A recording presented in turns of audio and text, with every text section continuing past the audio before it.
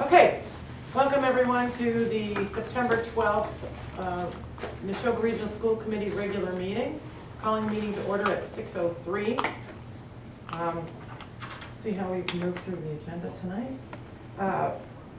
We've got citizens' comments, which is the first item on the agenda. Do we have any? Ann Needle, you got any citizens' comments? No, Okay, thank you, madam.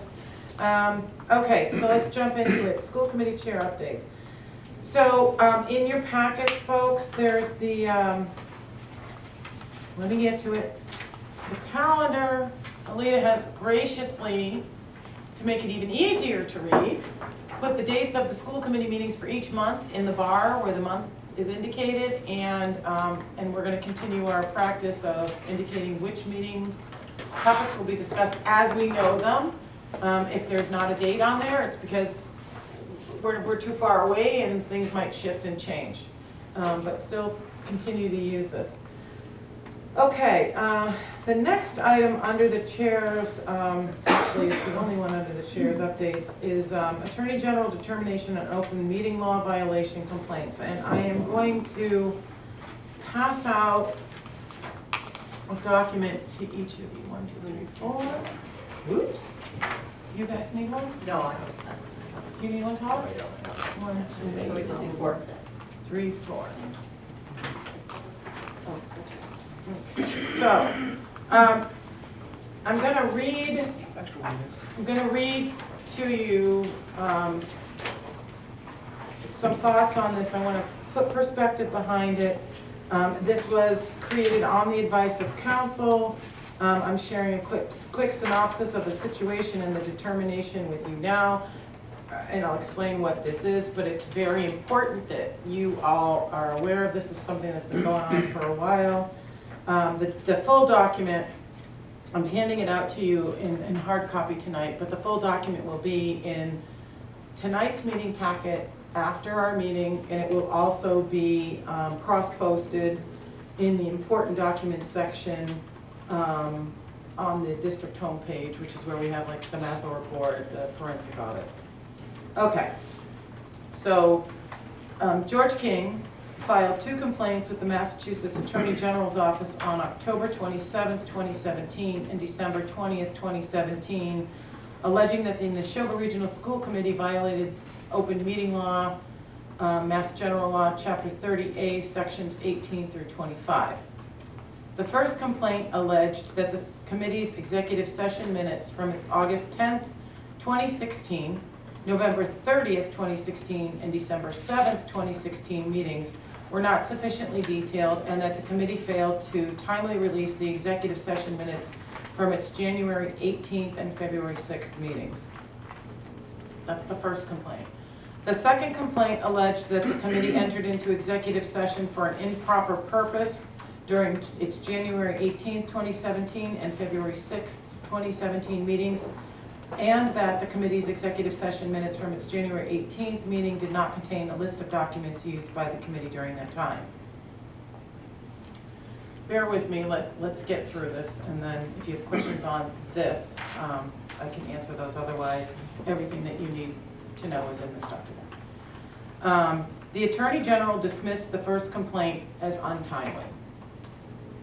The Attorney General found in respect to George King's second complaint that the school committee properly entered executive session for 2 things. 1, to discuss litigation strategy regarding a letter it had received from George King regarding the school committee's forensic audit, and that publicly identifying the specific litigation we had planned to discuss would have compromised the confidentiality of the executive session discussion.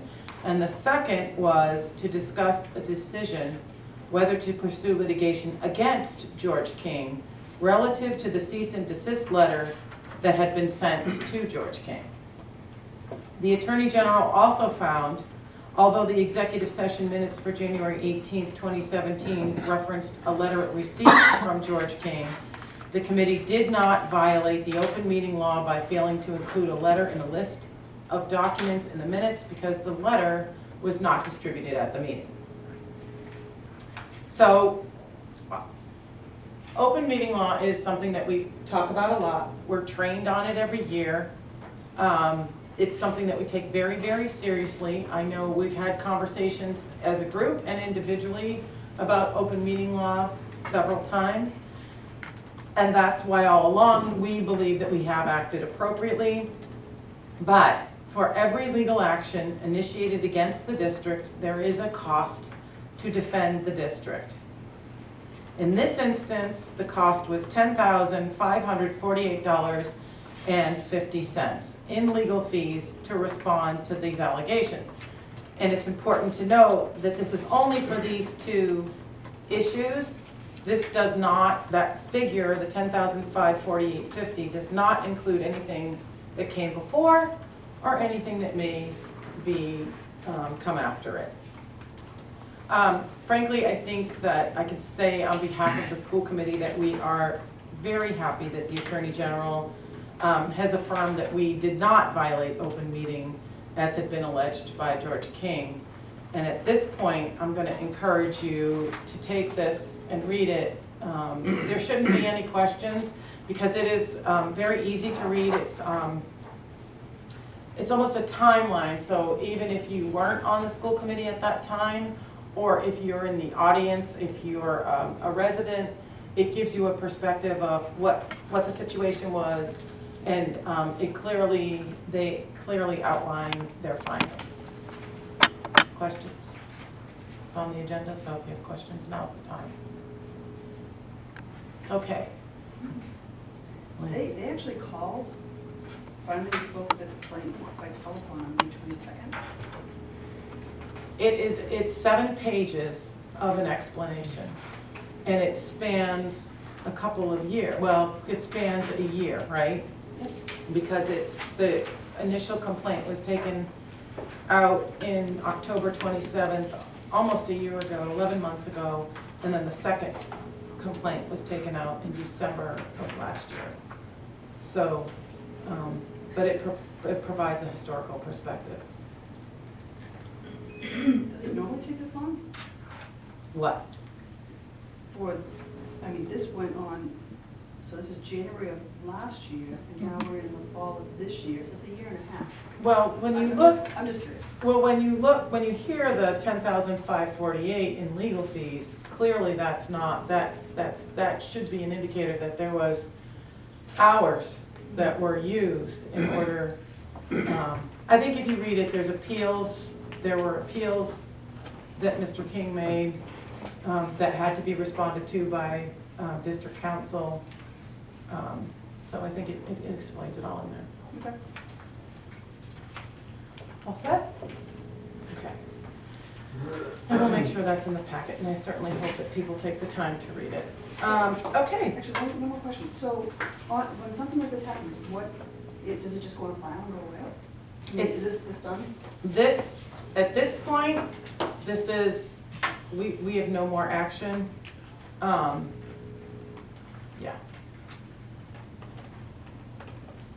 That's their determination.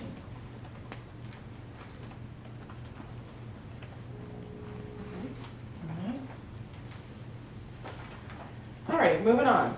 Let's go. Student representative report. So Colin Delisle is our new representative from the high school. Welcome, welcome to the school committee. We're glad to have you here, and we're interested to hear what you have to say to update us. All right, so we're starting off with sports. The Neshoba Fall sports teams have all started off their seasons after long days of summer training. Starting off with probably the biggest point in Neshoba athletics, the boys football team won their season opener against Groton Dunstable with a score of 28-0, and they are looking forward to their home opener this Friday against Westboro. The girls volleyball team recently defeated St. Bernard's to improve their record to 2-0, and the girls field hockey team defeated Shrewsbury 4-0 in their season opener. Boys soccer was defeated 2-0 by Leominster in their home opener, but the girls team faced Leominster yesterday, winning with a score of 7-0. And both the boys games, both boys and girls games against Shrewsbury last week were postponed due to heat. The boys golf team won their most recent match against Shepherd Hill yesterday, scoring 40 to Shepherd Hill's 15. Both boys and girls cross country teams won their meet yesterday against Fitchburg at Bower Springs. and the middle school cross-country teams will all begin their seasons next week. Moving on to music, tryouts for, well, arts, I guess. Tryouts for a Christmas Carol, the fall play at the high school, were held Sunday and Monday this week. Dozens of students tried out and are eagerly waiting to see the cast list, which was sent out today, but I believe was supposed to be posted tomorrow. The Neshoba bands have frantically begun rehearsals in preparation for their fall concert on October 24th, as well as Neshoba choirs, who will have their concert the following week on November 2nd.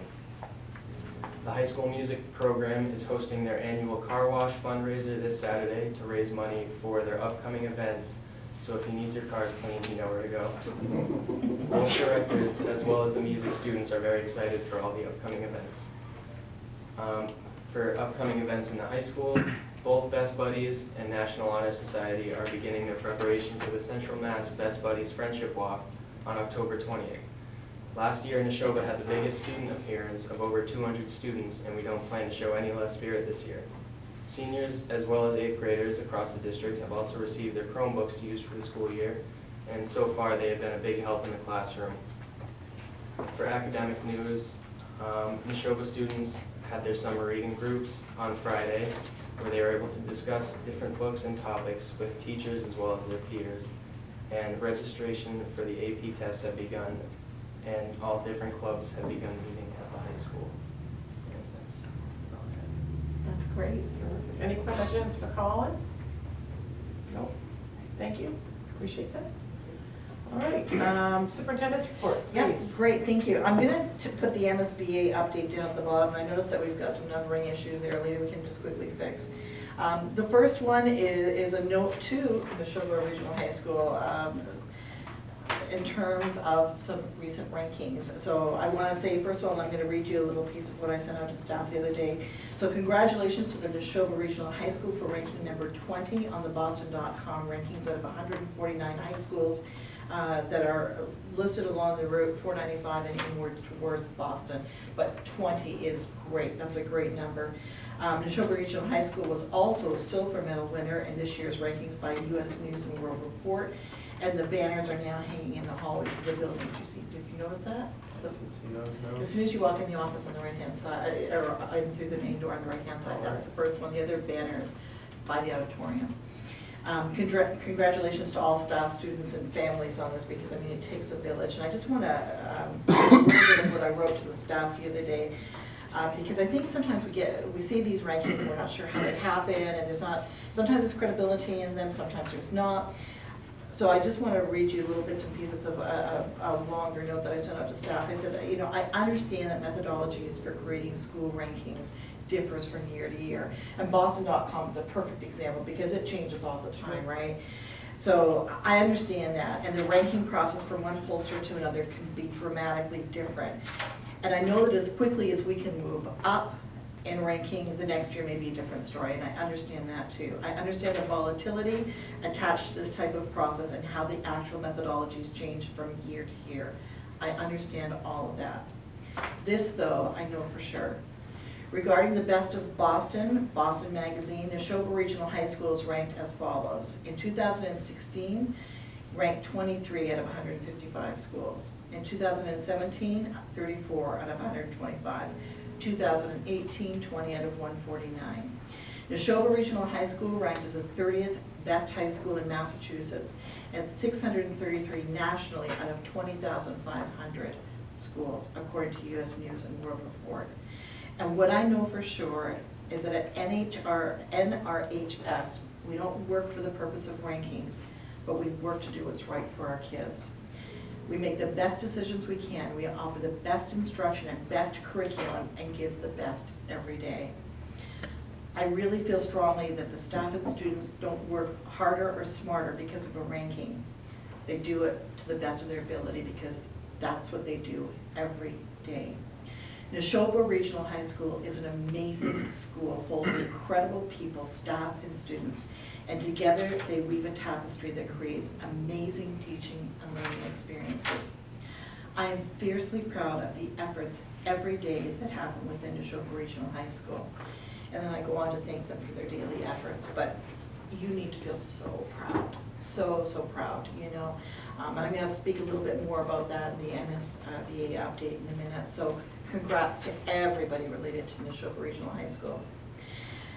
Second item on my list is a town administrators meetings. I'm going to say meetings here. I know on the agenda says meeting because we actually started our regular meeting cycle again for the year. So kind of like once a month we all get together. At least once a month we try to all get together. This particular meeting, Dawn and I spent a lot of time together. Last week I spent a lot of time with Bill Wrigley. Orlando and I have been emailing back and forth. We haven't had time for the face-to-face yet. But I just want you to know as a school committee that we have started back up on that cycle again so that we meet regularly. I find, I only speak for myself, I find those meetings highly productive, and I'm so grateful that we've got such a tremendous relationship with our town administrators.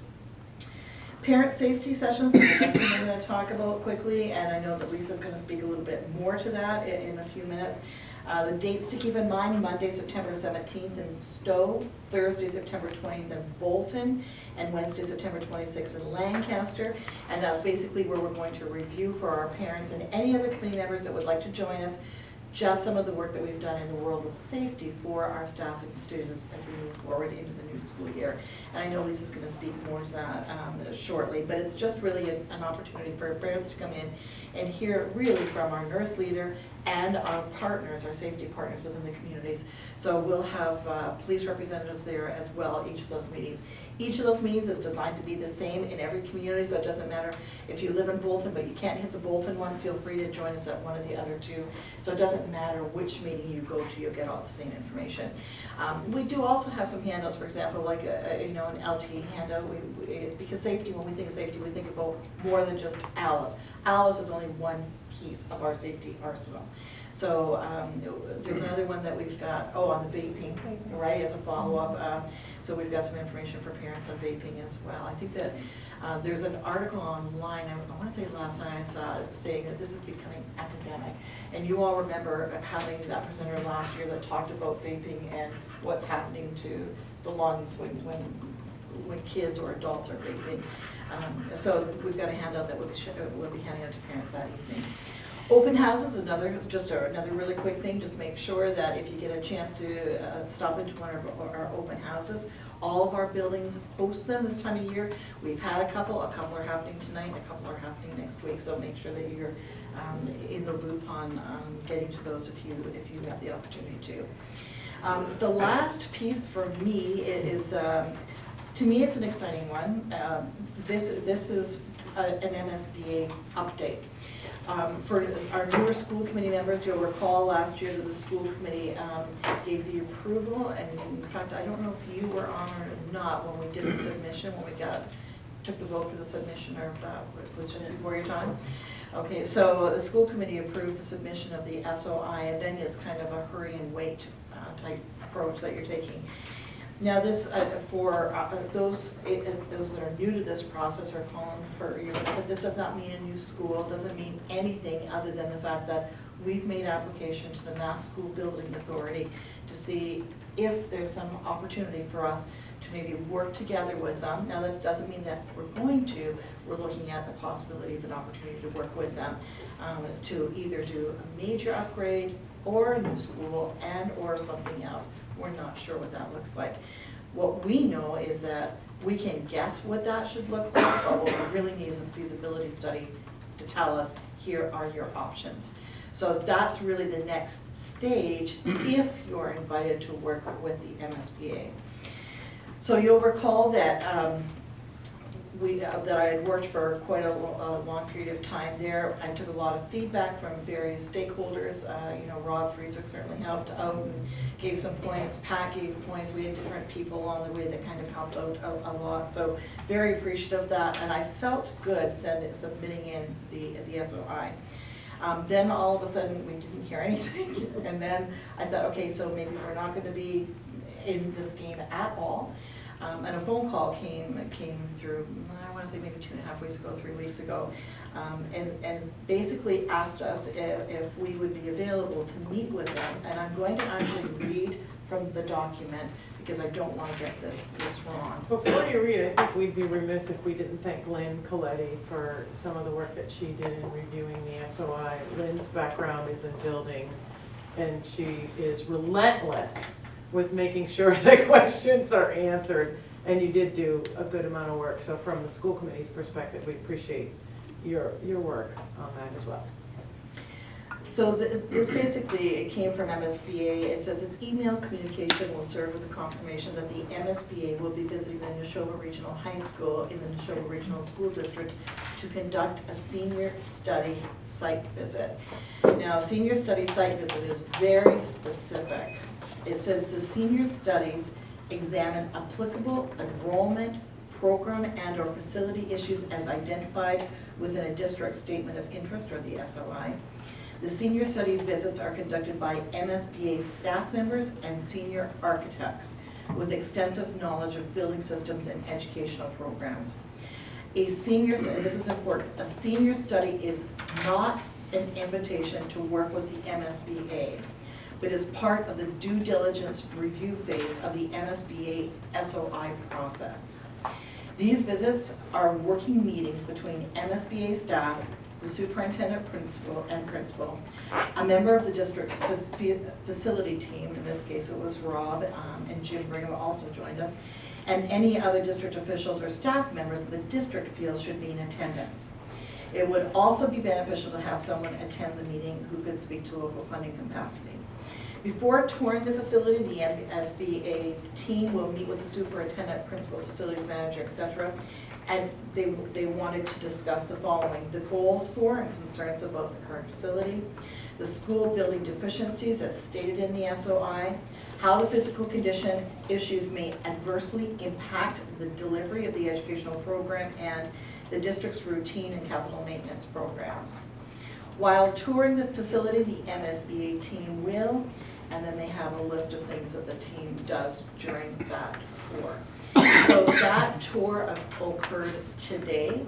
They were here the entire morning. I felt it was very, very comprehensive. I thought it was very, very productive and very, very positive for what it was. And you know, in some ways, it was almost an opportunity for the MSBA to look at, and they had copies of the SOI in front of them, and say, okay, show us this, and just kind of comparing to really just reaffirm that, yes, what you've written in the SOI is truly problematic. When they called, I explained, I said, you know, I felt that the SOI had shared light in on a lot of issues, but my concern was that we had other issues that really couldn't find their way into the SOI because it was difficult to articulate them, or it didn't really fall into a category. And I said, is there an opportunity for us to talk about those items? And they said, yes, today's meeting was that opportunity. So we had met, we were well prepped for today's meeting. We'd met as a team and reviewed a number of different things that were over and above the SOI. So we spoke about the SOI. We also had the opportunity to lay out a series of other concerns that we had, and then we did a very extensive tour. I would say that not once did they try to rush us, or did they hurry us along, or say, tick-tock, we've got another school we're going to, which we knew that they did. They were very, very gracious. They asked, I thought, very good questions. They were very probing questions, but our team of people that were there knew their areas inside out, and I thought it was a very, very good meeting.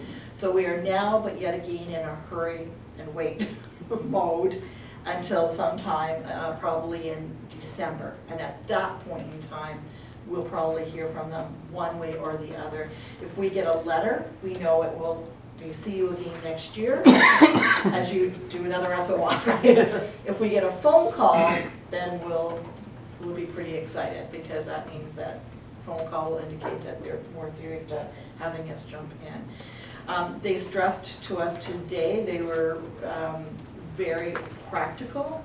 You do realize this is a 6 to 7 year process. We said, yes, we did, you know. But I would say that kind of, that's a snapshot of how today went. I don't know if anybody who was at that meeting would want to jump in and say anything further. I did attend the meeting. to represent the school committee and thus the community. And I think one of the things, I thought that the day was really well done, and I honestly, we walked into, I didn't go to all of the bowels, but we walked down into some of the, and I didn't even know this area existed, and the floors, it was like this yucky, like oil tanks and water, and it was so clean. Yeah. Like, it's old, but it's clean, and I was blown away by it, so kudos to you. And they made comments about it. I mean, it's clear that the building is old, it's clear that the building has issues, but they were like, your building is so clean, your building is so clean. But I think I'm gonna divert for a moment, because I wanna make sure that everybody understands that while this is a long process, even to get to a point of, you know, what are we doing, what are we not doing, no money is spent, no commitment is made without the commitment and the understanding of the community. And we have a ways to go before we even get down to that level. So it's very important that people understand that this is a process. And the school committee voted last year, has been talking about this quite a bit. And our goal was, we don't know what we don't know. We don't know what our options are. So it doesn't mean we're building a new school. It doesn't mean we're adding, putting on an addition or a renovation. It means we really need to know from the experts' perspectives. And there was a gentleman there who was like from New York City who does this all over the country. And he even said, you know, this is what I do. They're the experts. They're the engineering, the structural engineers, the electrical engineers. They bring their whole cadre of people in to give us an understanding of what are we dealing with right now. And that's really what we want. We're gonna take this one step at a time, and at each step that a decision has to be made, it will be with the community. So please understand, there's no commitments. It is time for us to understand what it is we have to deal with here. I completely Okay. agree. And I think one of the things, to the other message I would say is, I think that your team, to the community, your team in the Neshoba district did a really good job with this. We got very good marks in terms of the SOI itself. It was seen as being very comprehensive. The meeting today was seen as very comprehensive.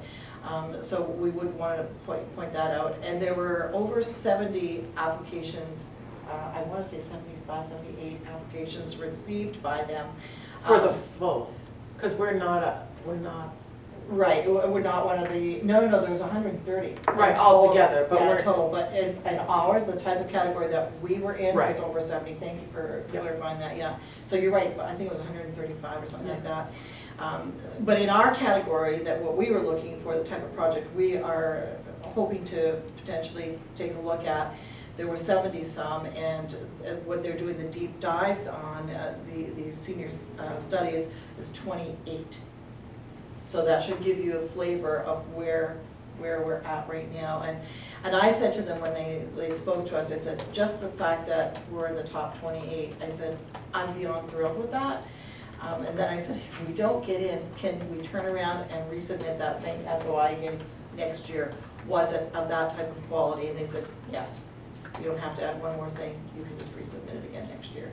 And that's probably what we would do. We have a couple of additional things that we would add now, because things have happened since we wrote the SOI. So we've got a few other little elements that we would add to it now. So I think we're in a good place in terms of whatever, I think exactly as you've said, just in terms of the process. It's going to be a long process, but as we said, when do you start? When do you take a look and say, we need to start the process at some point in time? Mike, you had a question? Yeah, so a couple questions. Of the, and I don't know if you know this, but of the original 78 districts that are part of the category that we're in, how many ultimately get invited? And then the second.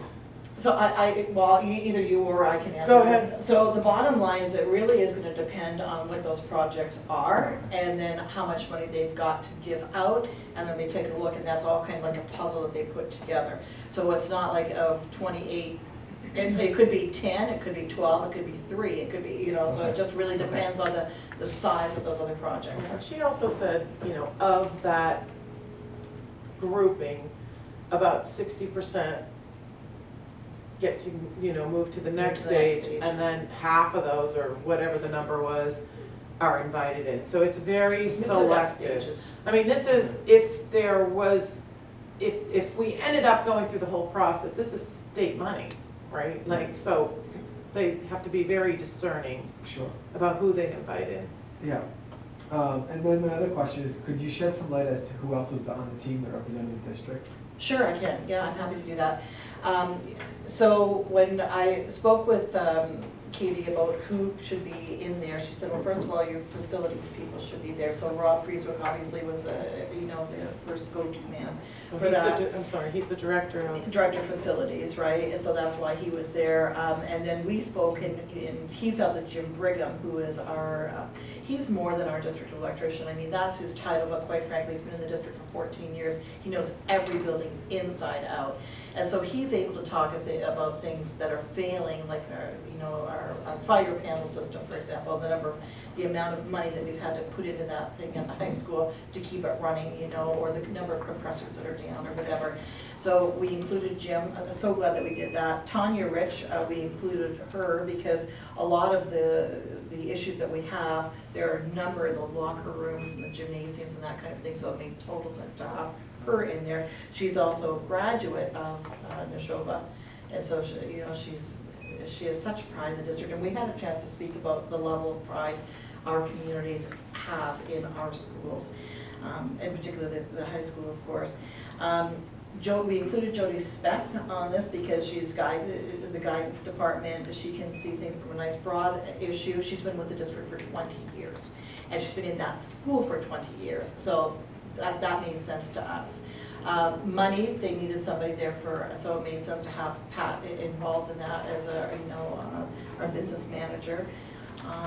Todd was there as the assistant superintendent, and I think that's it. Paul DiDomenico, of course, because he's the principal of the building, and he was able to answer a number of questions that I wouldn't have been able to answer, because of course they're always trying to align instruction and curriculum with the effectiveness of the building, and he and Jody, I thought, led a lot in that particular area. So that's who was in that meeting, and then they had 5 from their team that came to the table, and 2 of those were from New York. 2 were engineers. Other questions? Happy to answer whatever. So you started the process, which is great, but we're not gonna stop maintaining the schools, right? No, my goodness, no. Just wanna make sure. In fact, Lynn, In I fact, think what's yeah. really interesting is, one of the things they mentioned was, I mean, it's clearly when you're in the building in Collin, you're in that building all the time. Oh, yeah. And so sometimes when you're in a space, you don't see it from an objective perspective, but there are issues in that building. And they could see the issues, they could see the systems issues, they could see the structural issues.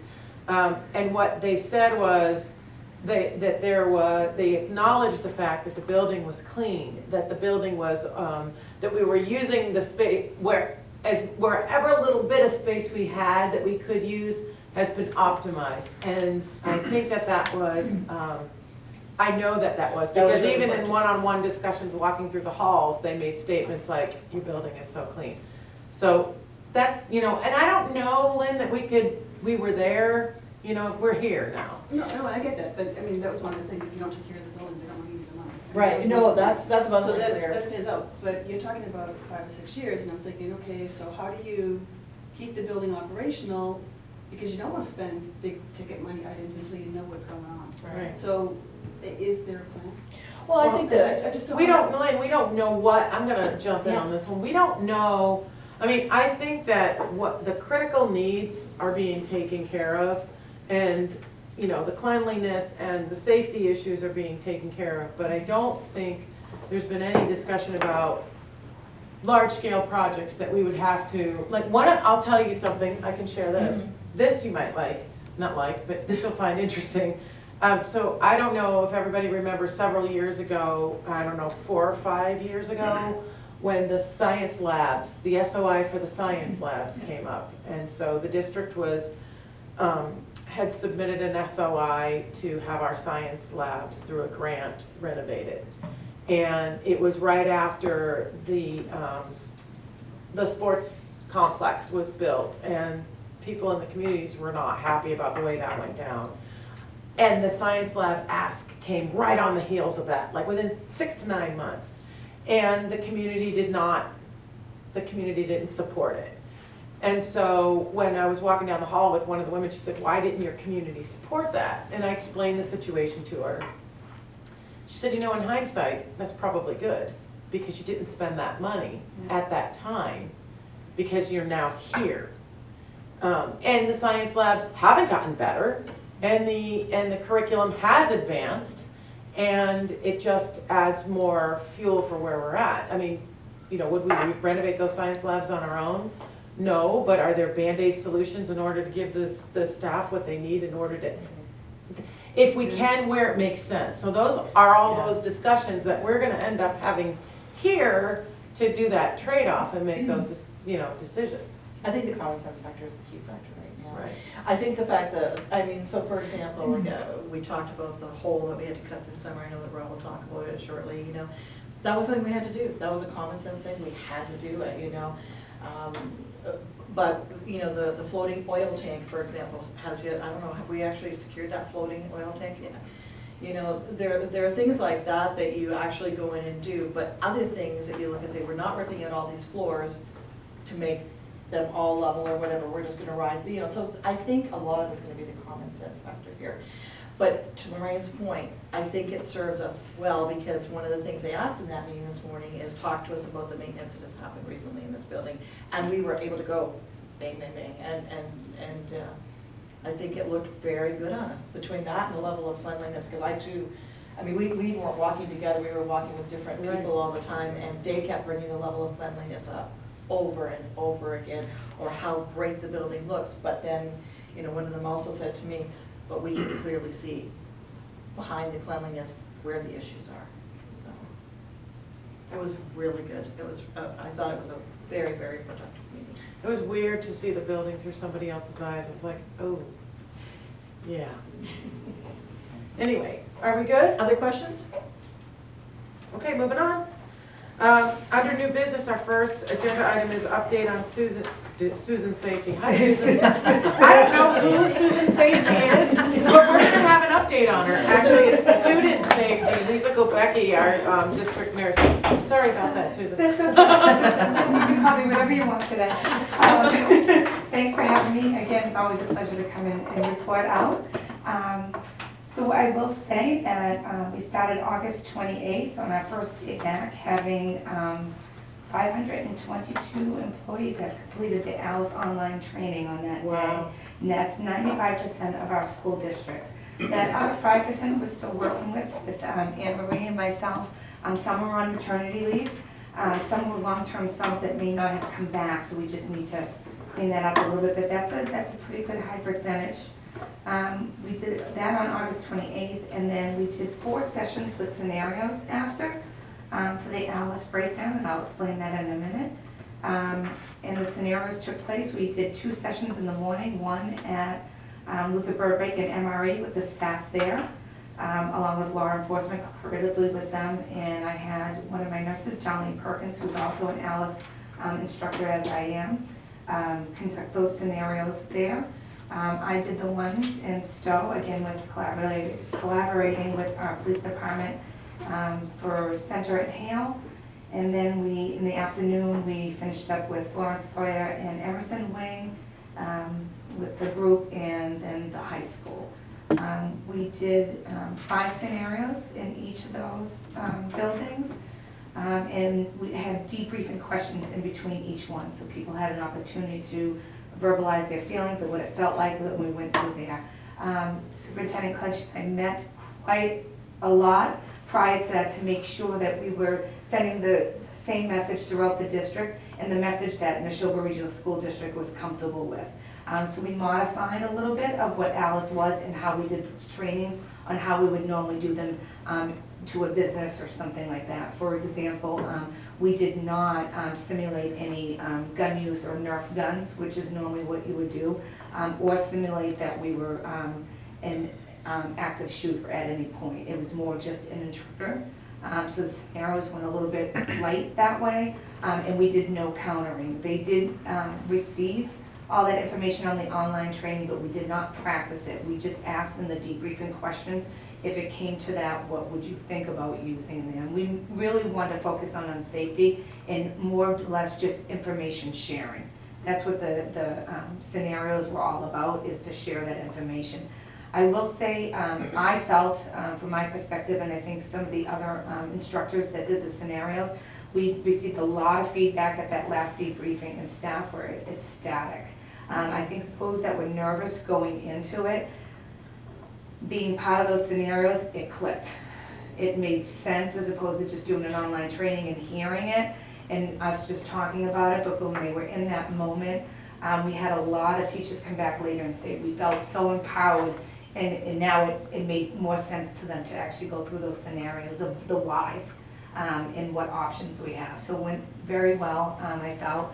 Alice, if you're not familiar with it, is to practice alert, that we need to say real times instead of, back in the day, we used to say the superintendent's in the building when we did drills. Remember those days? And some districts use that we can't use lay terms like that. We really need to be specific if there is a threat.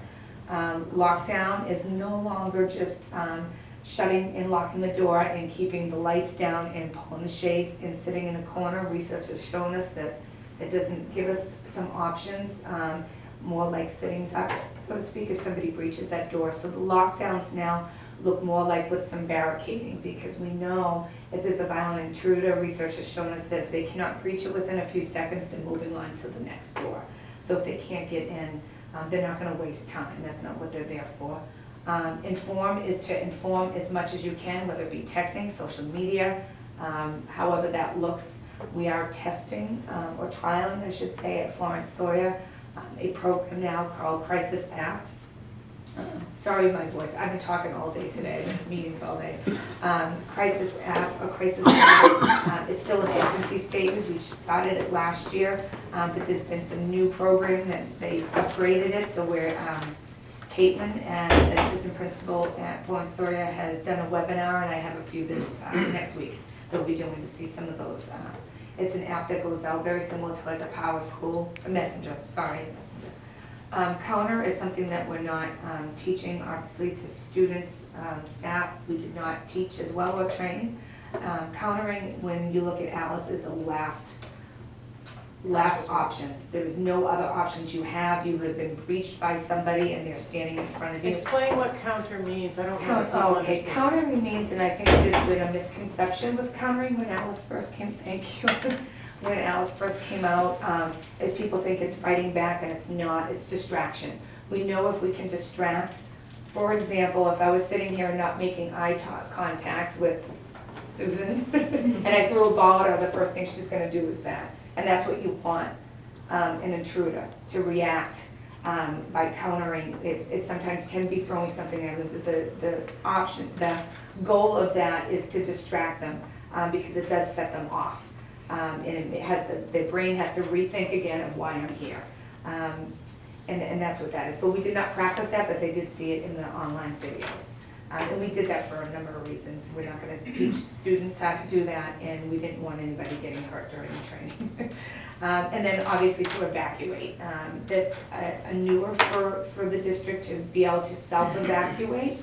We call that to make a decision based on the information you receive with the alert and lockdown, or to evacuate. In the scenarios that we conducted, it gave them those options. We first started off with the first scenario being the old-fashioned lockdown, and I'm just sitting in the corner waiting for something to happen with no information, being just locked down. And then the second scenario was for them to barricade, and we had people, or the intruder, trying to breach those barricades. We had law enforcement available in those rooms, not every single time, but then to debrief after and help them understand a better way or a different way to barricade if there was some confusion, which was very helpful. And then the other two scenarios were they had to decide based on the information they received if the threat was far away from them to evacuate and get to a safe zone. And that's what we want people to do, to evacuate to get to a safe zone, or lock down and barricade. And Either way, and we made this very clear, there's no wrong or right decisions in this. It's based on the information you receive and how you can respond based on the population that's in front of you, meaning your students. And it's basically to keep them safe as best as possible. So they went well. We didn't have them evacuate out of the building, but we had signs up that said safe zone because it was too nice out and I didn't want to lose them.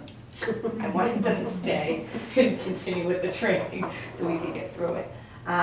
We also then did another session on September 4th for facilities and food service because they were too busy on those 2 days. Food service obviously helping us eat that day, that they served food that day, and then facilities was still wrapping up the last minute great work that they did all summer to get our schools ready for the first day. So they were finishing up that.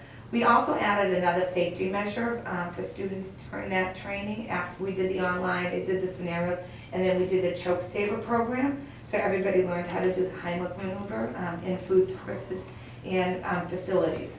And we really felt strongly about facilities as well, and food service makes sense.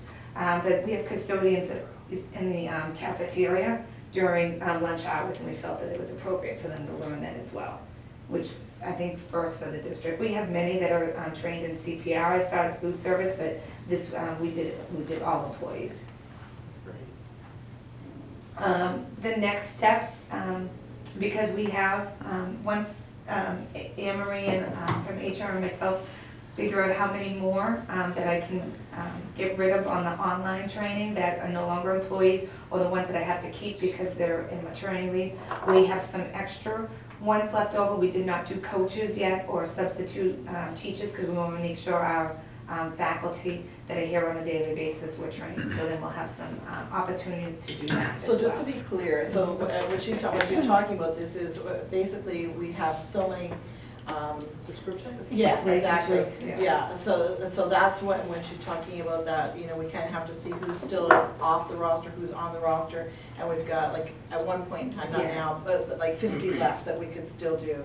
And okay, who are those last 50 type thing, and so that's what she's speaking Yeah, about. and we're gonna keep some of those for new employees that come and join the show, but during the school year, so we'll make sure that we don't use them all right away, but we would save some for that.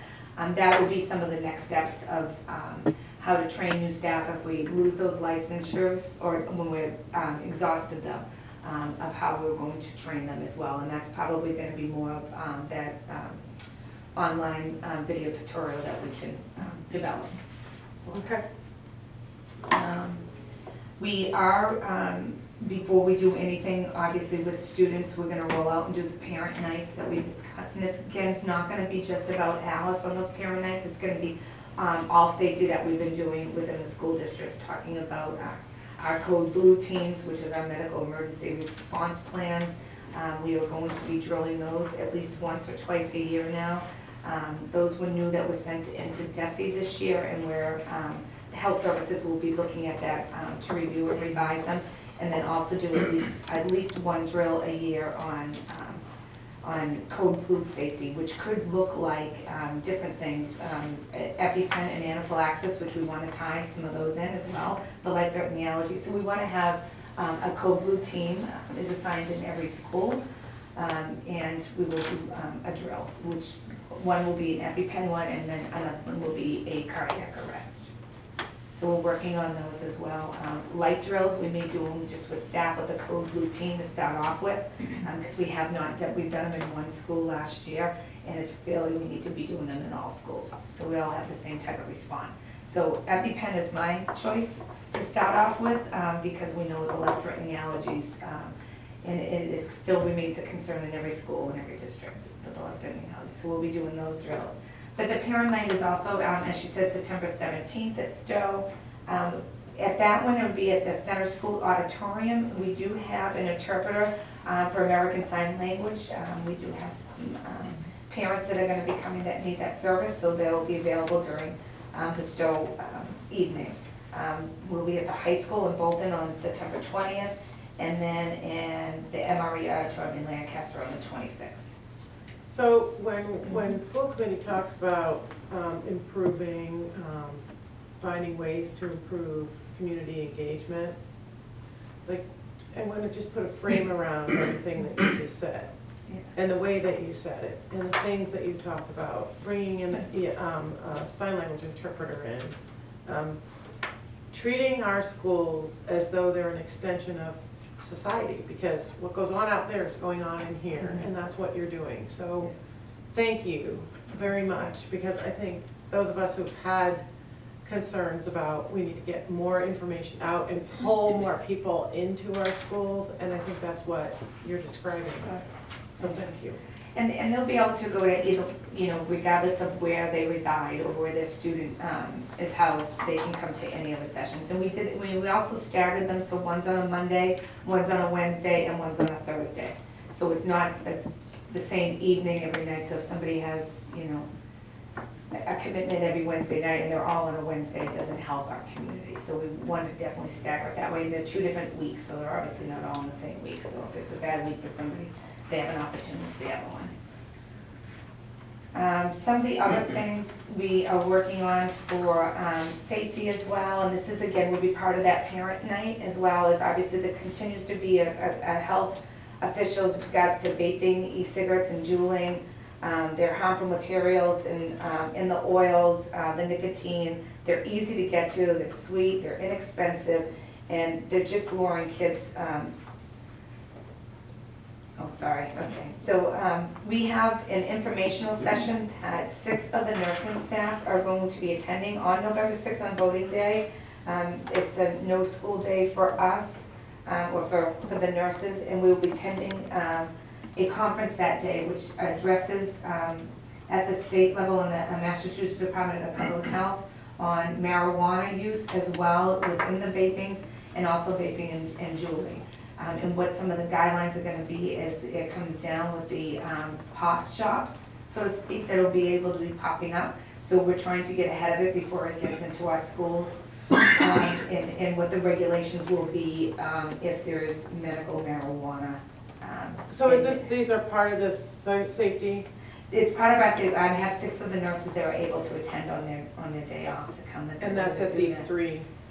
No, this is on November 6th. We'll be attending Okay, that, so which we will need help to- us as we move forward with safety in our schools. We need to really communicate. Okay. We need to, I mean, principals in their newsletters, you might want to, because I know that parents are kind of like, they're understanding some of them with the really, really young kids are not necessarily kind of like they've heard it, but they don't know what it is. But you must have something planned, because I'm seeing waves. Yeah. But you gotta push this out, and not just to parents, to like the whole community. Yeah, So we're looking forward to seeing that, because this is a big one. it is a big one coming down the line, and we're seeing them all popping up everywhere as far as these trainings with school administrators and stuff. So that's why we're able to. Nurses should send a clear message. Yeah. Yeah, It's professional development. yeah. Well, I That's amazing that we I can do just that. want the We got 6 of community us to that are get able the to. value Yeah. of it. Yeah, and we did reach out, we may add some more to this, some of the guidance counselors may be coming as well, so we've That's great. definitely pushed it out for our community to be a part of that. As I already mentioned, life-threatening allergy, the protocols, the flyers have gone out as well to all staff members in the schools at the beginning of the year through the superintendent's office. To just a friendly reminder about the severity of life-threatening allergies and what measures that we can do within our classrooms and within our schools. The protocol for that, it's been 3 years, so we'll be looking at that this year through health services and making sure that we're basing our protocol based on evidence-based practice. It's within the best practices that are with today's standards, and not just personal preference, but that it's based on sound practice. And we'll be looking at that again this year. That does not mean we're going to make any changes, but we really need to review it to make sure. And we do have some new nurses in the district, so we want to make sure that they're understanding of that protocol as well. Are you done? I think I'm. Brochure? Oh, brochure, I'm sorry, thank you. I had that on here too. I skipped it. Goal setting, we are also providing on the parent night, it's called the brochure, that when we had a safety summit with collaborating with police officers, some fire department, and our safety committees in each building, we came up with our rally points that we redefined, which is the safe place for students to go if they needed to evacuate. But the reunification site, so we'll be sharing that with parents. We do not share the rally points with parents for reasons of we don't want them coming to the rally point for the safety of students and for them. We would reunify them at a safe location. And that could be for any reason to evacuate, whether it be a bomb threat, a hazard, a chemical spill, something that the law enforcement or fire has determined that the building is unsafe at the moment to actually evacuate. And at that point, we feel that the rally point that's close by to those buildings is deemed to not be safe enough as well, then we would reunify at the reunification site. And that will be provided to parents on that night in a little bit more detailed explanation on the parent evening. And we want to thank our police force because our police forces have worked very, very closely with Lisa on the reunification process and sites. Yeah. And we were still even arguing yesterday of one of them. Really? Are we sure that's right? Yeah. But, you know, the police, and I get all the reasons why. Yeah. So, you know, we followed their lead in this work. Yeah, the police were really, they can see it from a different lens as far as traffic flow, and flow of how many cars would be coming into a site, et cetera, of how is best if we could plan for it. That's still part of the emergency response task force. That is part of our goal for this coming year, is to really define what it looks like when we get there. We've identified the places to go, but we still have some work to do on that. But it took some time for everybody to agree on those places.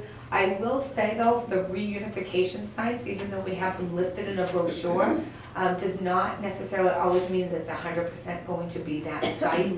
Again, it's based on the safety of the community and the students and staff, and how safe and quickly we can get parents to reunify with their children. So that's, sometimes the rally point does become a reunification site. We'll explain that. They determine where it is, along with Superintendent Clinton. She would be part of that process. So I think what the school committee should start to see now, and I know that we're going to kind of move along here quickly, as I know we want to get you up here too, but the school committee should start to see the building blocks happening with all of this work.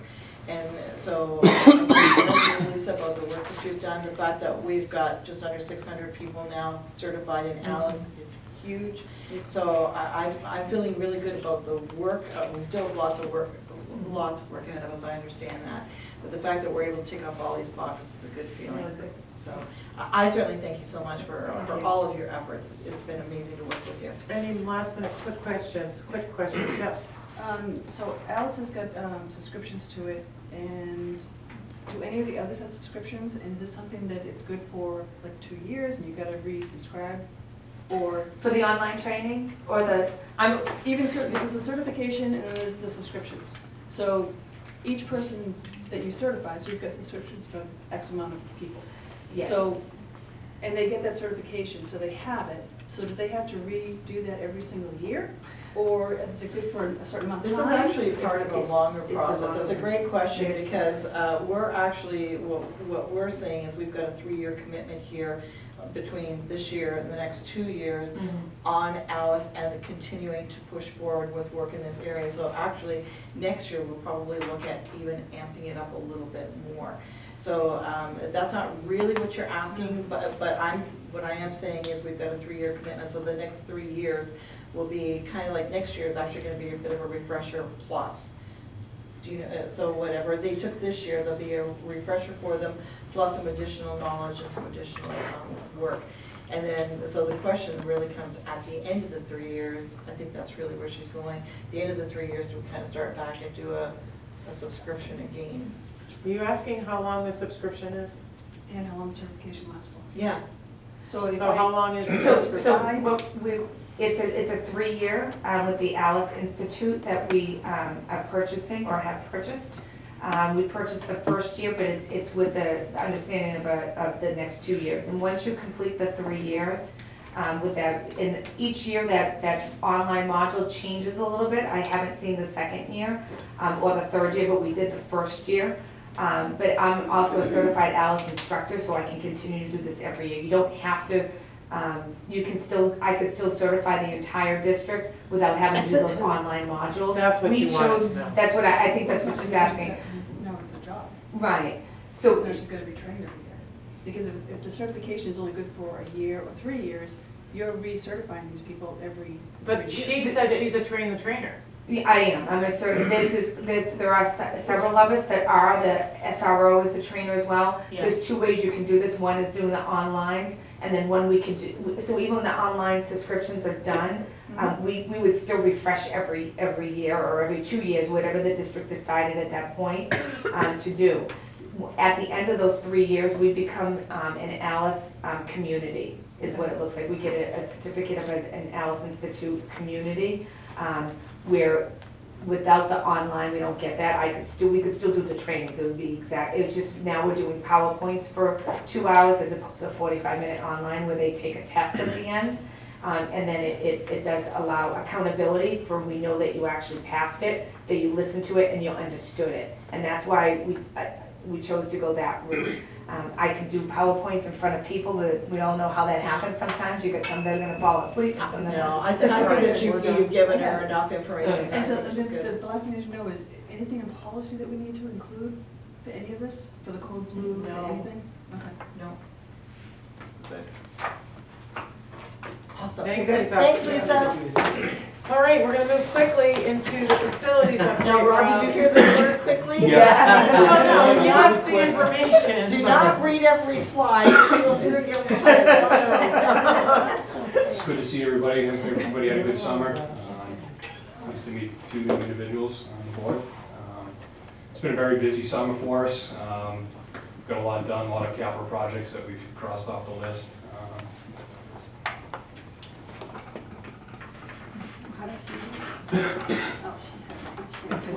Why don't you just start talking I if the can. slide's not So at up? the Hale School, we had, we replaced a hot water heater with a high efficiency hot water boiler. We have gas over there, so that aided in doing that quickly and expediting the process. We've upgraded the second phase of the automation system. We've repaired the auditorium compressor unit. And part of the sanitary surveys from DEP, we've had the domestic drinking water tank inspected and cleaned. And we've also added some new classrooms as part of the special education program. The center school, the door control system, the card reader system is now compatible with the rest of the district and everything is working well. We've had to add some additional hardware after we upgraded the software system, found some issues that we've had to. Now, just a couple quick highlights from each. And Alita, are you working the slides there? Mm-hmm. Can you just put them all up and then let him just highlight one or two per slide? Yeah. That's everything you said, I think. Yep. I didn't do this, so I don't know how she. But you know That's what it, you that's want, the you know last what one. you wanna talk about, please don't, just talk about what you need to talk about. Okay, yeah, I mean, the Yeah, center we school, don't like I need the said, slideshow, I mean, it's online, if people want it, they can have it. there's been an upgraded or revamped book room over there, over at the center school, which has been an added learning space for the children over there, which is good.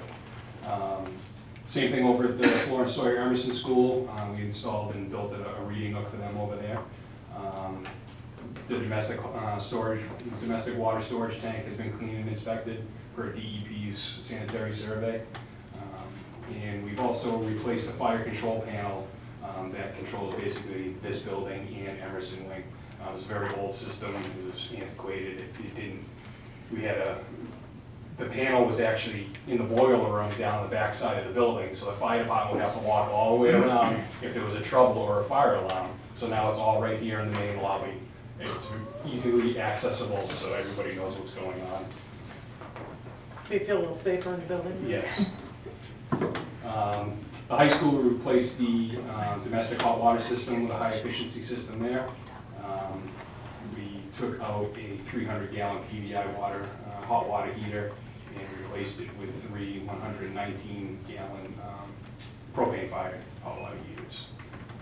So basically, going from probably 70% efficiency up to a 96% efficiency system on that.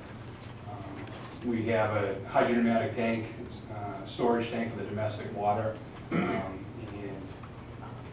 there was no way to inspect the tank because there was no manway on the tank itself. So we had Underwater Solutions come in, we drained the tank down, they cut a hole in the tank, installed the manway in order for DEP to get in there and do their inspections and the cleaning of the tank. We've had some locker repairs and installation of 500 built-in locks on the lockers at the high school. We have a new irrigation system that was installed in the baseball field. We've added 19 additional parking spots to try to ease the parking burden that we have over there. The leach field engineering process has begun. The perk tests have been done with DEP on site to witness them. Monitoring wells have been installed and the property surveys have been completed. So now it's on-site engineering, so put everything together and come up with plans for us. With the Burbank, the smoke detector inspection, cleaning, and replacement project is about 2/3 complete. The PA system has been repaired, and we had an unanticipated hot water heater failure 2 weeks before the start of school down in Lancaster. So that has been replaced and is up and running. We're in good shape there. Summer maintenance, just go through that quick. We go through all the unit vents, change out the filters, cleaning of all the unit vents, vacuuming all the dust, general deep cleaning from ceiling to floor, high dusting, wiping everything down, disinfecting everything, drywall and just general repairs, cleaning of the furniture, cleaning and waxing floors. It was a bit of a challenge this summer with the floors, with all the humidity that we had, trying to, depending on the areas, whether it's hallways or classrooms, you have 4 to 5 coats that you have to put down, so the dry time in between was a lot longer than what it would normally take under somewhat normal conditions with the humidity that we had. It was just, it prolonged everything and took so much longer to do. In fixture cleaning, just like we said, top to bottom, just going through everything. So it was a busy summer. It was challenging, to say the least. But I felt so badly for those custodians when you watch they work so hard this summer and the sweat was. They're long days. Long days, but they did amazing work. Your crew did amazing work. Any quick questions for Rob? Facilities? Yeah. Do you have a sense, and I know that this changes every year, but do you have a sense of what percentage of repairs are unanticipated or emergency? Like you said, it's tough. Why don't you give us a couple examples, because that's a tough answer, but just a couple things that were unanticipated. The hot water heater down in Lancaster, that's unanticipated. Refrigeration system. Air conditioning. We've had a lot of repairs this summer on air conditioning units. So I'm gonna say this before it comes up on this side of the table. I don't disagree with this side of the table at all. We would benefit greatly from a maintenance plan, and I thought you guys were putting it together. We're building it. Mm-hmm. So when do you think you might have that ready for prime time? So working with Jim, we've gone through Jim and Renard refrigerating our air conditioning. We've been going through each one of the units to see exactly where they are, where they stand in the life expectancy, what maintenance we need to do right now. That started last spring, going through all the units to figure out what exactly we need to do. We have all that documentation. That's refrigeration, right? So there's a lot of different systems. I think that's gonna come up. See, I'm reading your mind, but you're right, so. I've said it a few times. What? I've said it a few times. Well, I think you and others have said it a few times, so I think we need a comprehensive.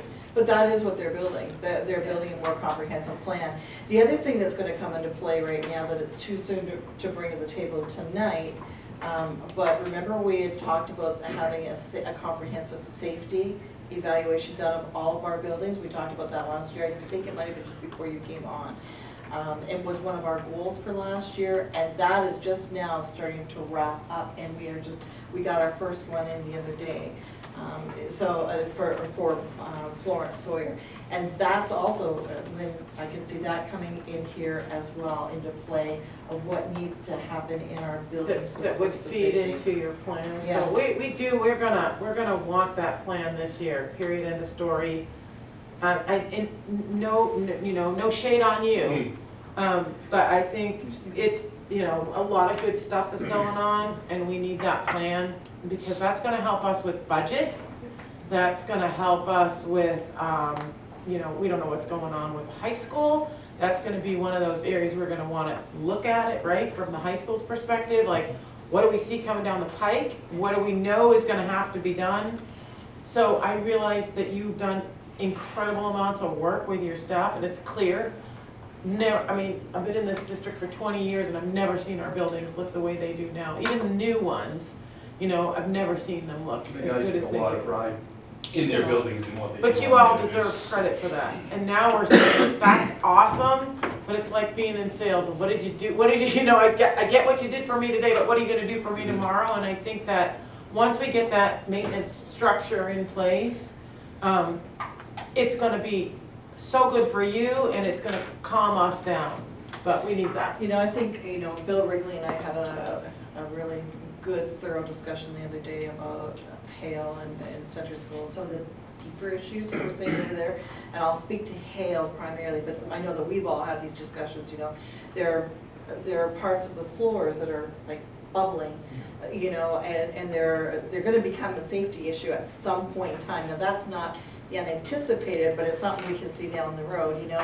When those buildings were stripped this summer, you know, I remember going in and coming back and saying to Rob, we've got so much painting that needs to be done. We've got so many, you know, things that need to be done in some of those buildings. So Bill and I actually had a really good discussion about the Stowe building specifically last week. So it all ties back into exactly So the this. maintenance plan, one last time. When can we, you guys will come back and give us a, when you can expect. And I don't care, and I think, I wanna hear what you guys think, if you do it in phases. If you say we're gonna take this chunk now and have it by this time, and then we need a few more months to get this chunk done, but at least get us on a schedule so that it's being built and it's not like, you know, it doesn't have to be this big looming one-time thing. I really think, Brooke, if we could get those areas that are the most problematic at least, and you've already started And the work. we know that. We've So let us identified know what the rollout of that's gonna be, the phased approach, yep. Having the phased approach is good, but last year we rejected putting in a facilities reserve fund for these things that even though you have a schedule of maintenance, things happen. Right, And but that's a yes, that's a related but a it's different related, issue. and when we Right talk now- about the budget again this year, I think we should talk about that. And that's absolutely fair, but I think right now, you know, this is something that comes up a lot. And now that we're out of, you know, crisis mode and, oh my God, you know, constantly moving from one to the next, and now you're in a much more thoughtful planning mode, that's part of thoughtful planning. That'd be awesome if you guys could just let us know what your phased approach is. Does that make sense? Your team did amazing work this summer. Amazing, whether it was grounds, whether it was, I can't believe that ugly, nasty, ugly tunnel room in the high school. I never even knew existed. I was like, oh, it's so gross, but it's really not that, it's clean. you didn't go down the road. You told me you were gonna take me in Well, we'll take you down that that way. freaky under the parking Yeah. lot thing. Yeah, that, All right. everybody There's a needs lot to of go hidden there. treasure. Thanks, Rob. Thank you, Appreciate Rob. it. Okay, Chromebook summer maintenance update. Todd Yeah. McGuire, Assistant Superintendent, and Sue Chi, come up to the Yay. table. Well, and I think she's just gonna be a resource for us Yeah. tonight, but join Come us, up join us anyway. anyway. You Yeah. look quite dapper this evening. I'll go to answer questions because, you know, Yeah. yeah, We still like having you at the table. it's okay. Hi, go ahead. So keeping in mind that this is a maintenance update for what the technology department did over the summer. So keeping in mind, I do want to acknowledge Sushi's team and the work that they did with these Chromebooks that came in over the summer, because over 600 Chromebooks at the high school came in at the very, very end of the year. I also want to acknowledge the work of the administration and the teachers over there in terms of collecting those. Beth Pratt, Steve Collinane, Paul Domenico, Mary Murata. So that's a lot of Chromebooks.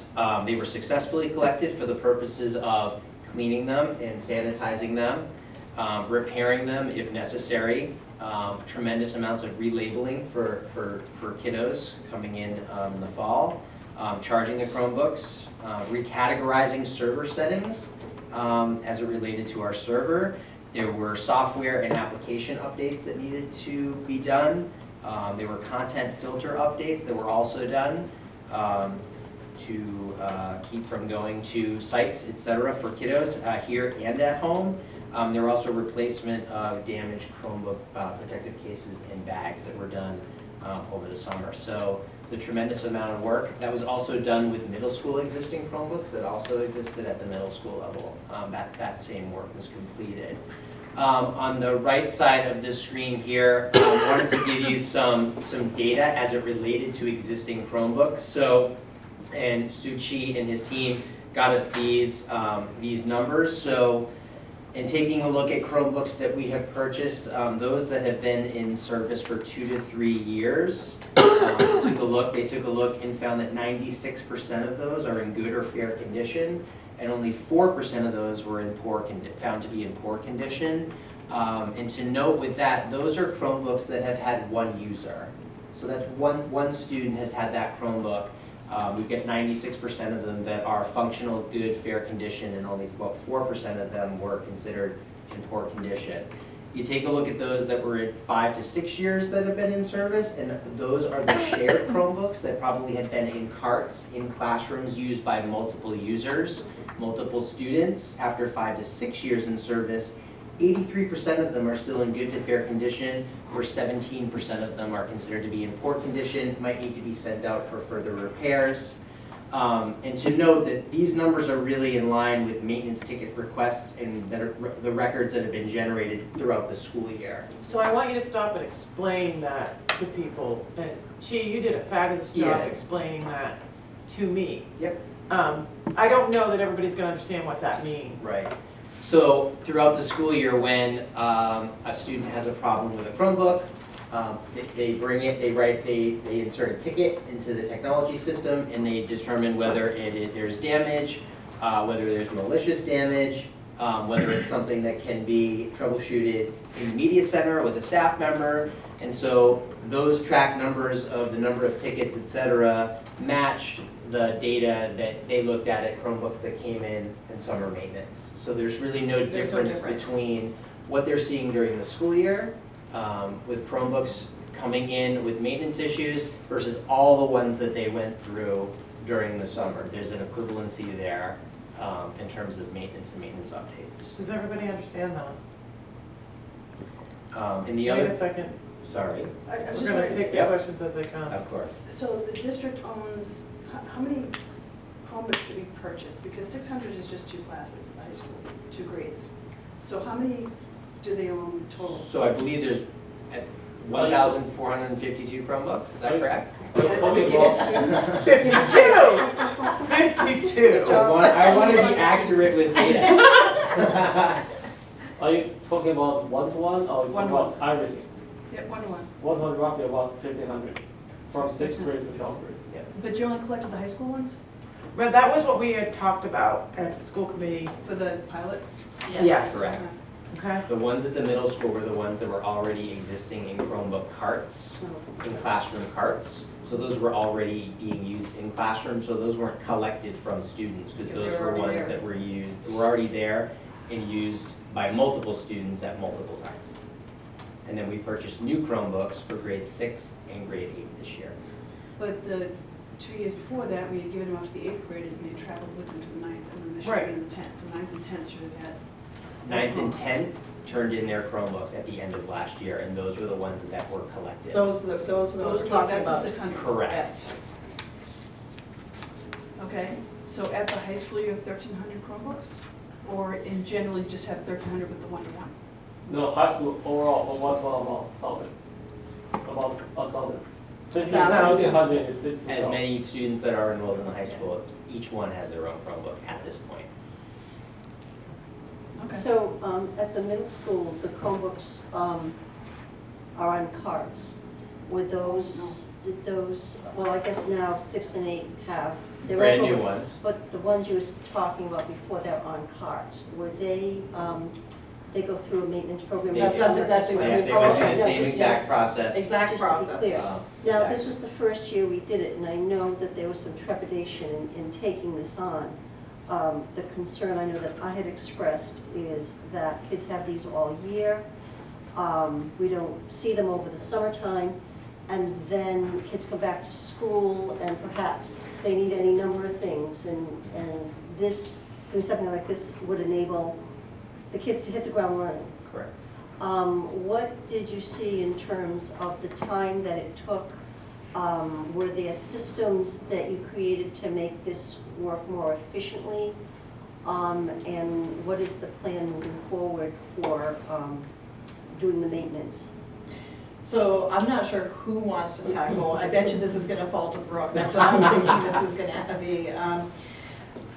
I think when we examine all the data and the fact that what you saw here really aligns to the ticket system that we've been using all the way along, there was no difference. I mean, that's really what the data shows, because through the ticketing system that we've had in place, if there's a problem, that it's taken care of right away, and the basic maintenance that you kind of see here is done at that point in time. And so if a child has a problem, a student has a problem, and they let us know right away, we get onto it right away. They're given a loaner while theirs is being fixed, and then they get theirs back all fixed with all of this stuff already done to it. So I think that what you're seeing here, the 96% and 4% is exactly what they've seen all year long with this collecting the data through the ticket system rather than collecting them all in. Right, but there was also, I think Todd, you mentioned that there needed to be like the software updates or something added on that would be maybe part of maintenance, but not necessarily meaning that anything was wrong with the computer. Right. But you had to take 600 computers and make sure they had all this stuff on it for the start of school. But Oh, Gene, I can answer that. Actually, for individual user, always have their laptop is a better way to keep the update, because Chromebook is everything is online. So as long as the machine is connected, the It's update will automatically drop. So they're not getting programs downloaded to the Chromebook because they're connecting to servers, is that what you're Yeah. saying? No, no, just what I the try- opposite. no, what I try to say is we push out update from the server Oh, end. okay. So as long as the machine is online, the Mhm. machine will automatically retrieve those updates. Okay, It's So not that bad. is constantly happening on the back end. okay. So what students always have that one in their hands, Mhm. is actually they get update much quicker. And that's a function of the Yes. subscriptions that we purchase. Yes, Okay. it's cloud management. Okay, and then I'm gonna ask your question a different way. Because when we entered into this pilot, my thought was, we don't know if there are issues with the Chromebooks. And a kid doesn't know if there's an issue with the Chromebook until the thing doesn't work, right? That was what my concern was, Right. right? Was that we don't know what we don't know, and this kid's learning is gonna be interrupted or impacted. Right. What I found interesting, and she showed me the data, was that through the process that they just described, there really was no difference in those that they went through every single thing that was in each Chromebook, Mhm. and then what they typically see. So almost speaks to the hardiness of the system itself. Mhm. And I questioned Chi, and I remember sitting there thinking, I don't know if I believe you, but then he showed me the data, and I really have a hard time thinking anybody could make up that kind of data. So I believed you, and you had a wonderful story to tell, and it was not a story, it was the truth. So I'm comfortable with your recommendation. So you need to make a recommendation. Well, I have a question. Oh, So because of the software upgrades through and what you found out, does that mean that you're not gonna collect them next year and do the maintenance because it's not necessary? I think that in essence what we're saying is we did not find, long story short, we did not find that there was a huge benefit to doing what we did. And remember, Lynn, you had said something to and I wasn't so sure you were wrong at that point in time, because you said, I bet you're gonna have to hire some extra help here. Remember that whole conversation? Yeah. And really, we didn't do anything different than we would have done any other summer this year with that. So the workload just really intensified for our team this summer. So this is the first year that you collected computers and did all the. Like this, yes, and that was at your request. Right, that's correct. Mike? So can I, this is more to Lynn's point, so it looks like we collected about half of the Chromebooks at the high school. Is that was right? the pilot.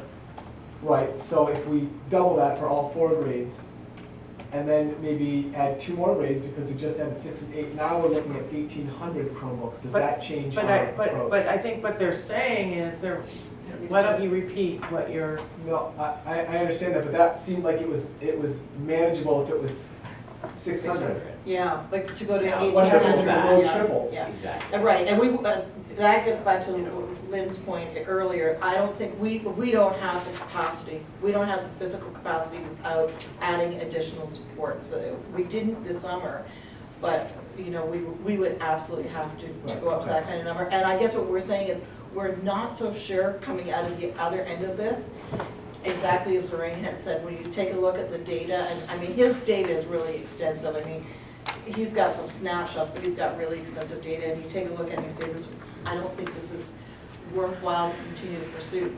With that said though, I do think, and we've said this a lot, I think there were a lot of learning moments along the way for this, so I don't want you to think that we think that this was a bad project for us, because it wasn't. We learned a lot along the way. And including, I think we're going to we foresee making some changes to our ticketing system this year, and we're just in the midst of wrapping that up and putting that out there. So I mean, I think that there were some really, really good takeaways from this process. I do also think that it speaks a lot to our staff that they were able to do what they did so quickly, and especially at the high school. You can imagine to collect that many. I would also say I felt good about the collection. I did not feel good personally about the redistribution. As much as I think that they thought they had a plan at the end of it, I didn't feel comfortable about the plan for getting it out. I don't think it went nearly as smoothly as it could have. So if we were in the position of having to do this again, we would really re-examine some of those things. so in order to move the conversation forward, I guess I would ask you folks to tell us what your recommendation is for next year with this type of effort, and then we need to discuss that, okay? So we can kind of move this into a productive area. Yeah, I know, and I know we want to have a digital literacy plan in front of you in December, and I think as part of that digital literacy plan, that will be a big part of it. Okay, I can live with that. Can you In guys terms of live the with that? rotation of the Chromebooks as well as the one-to-one, the summer maintenance. Okay. And you can see, that will you can be see where part we're of it. going. Does that make We've got that sense for mapped you, out. for the rest of the school committee? Yeah. Okay, good, thank You're you. welcome. Thank More you. productive, moving on. Thank you for coming. Thank you, Chief. You're still looked after. No, we're good. We're good. Thank you. So, we're gonna invite Pat Maroney up to the table. And to speak with us first about FY18 year-end financial update. I'm fine. Are you? The fiscal year 18.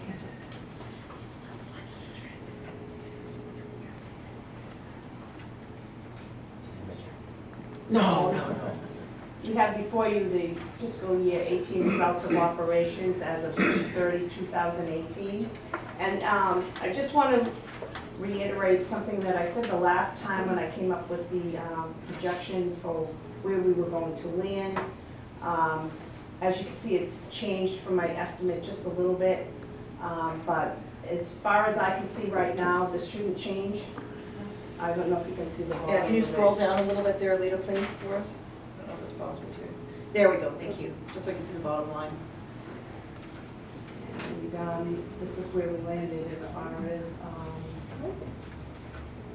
$610,775 that we should be able to put back into E&D.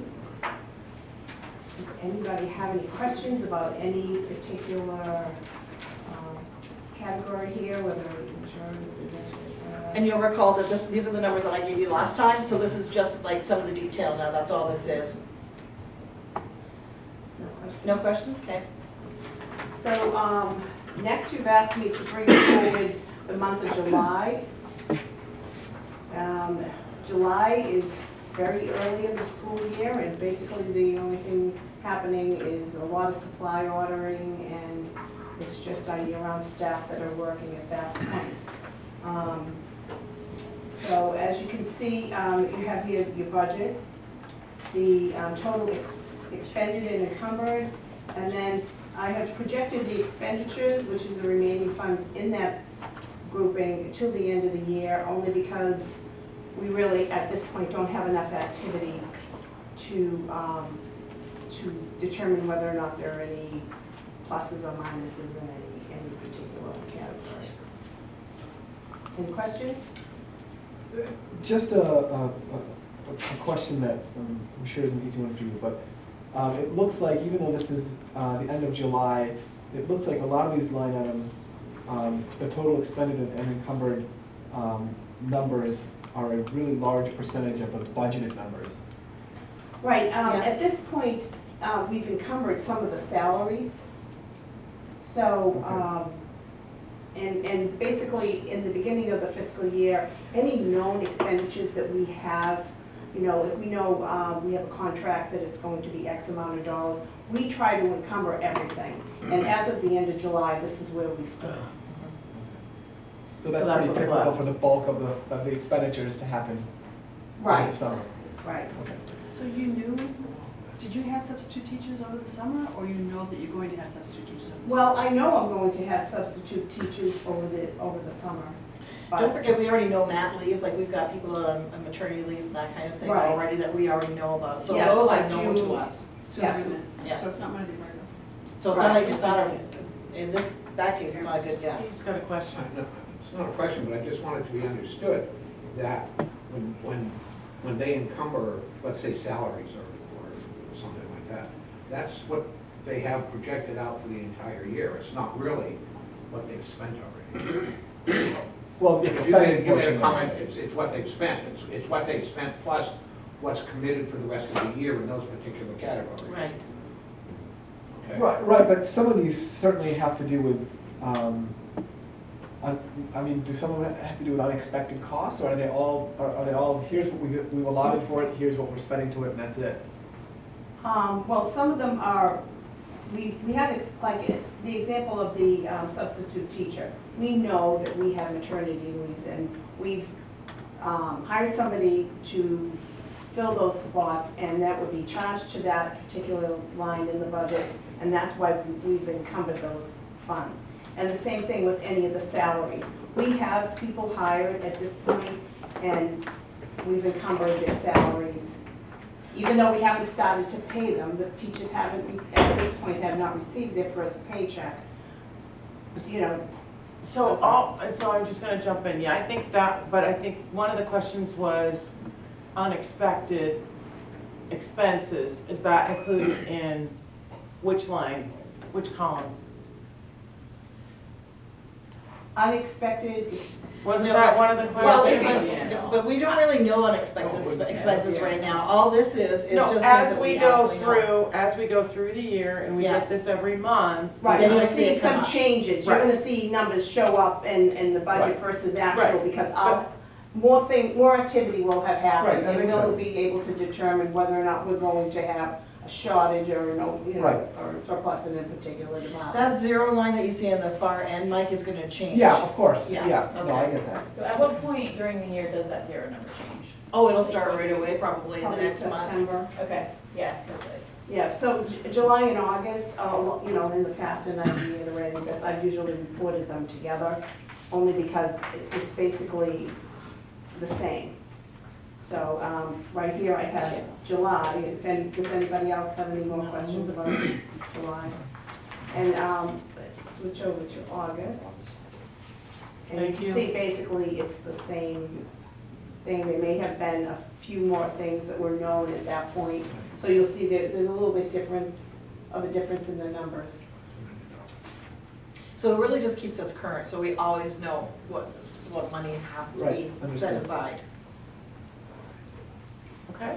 And no more questions on that. And the next item, I believe on the agenda is the. June treasurer report? Yes, the June treasurer report. So we were asked, we asked Pat and Superintendent Clinton to bring forward an update on the June treasurer's report.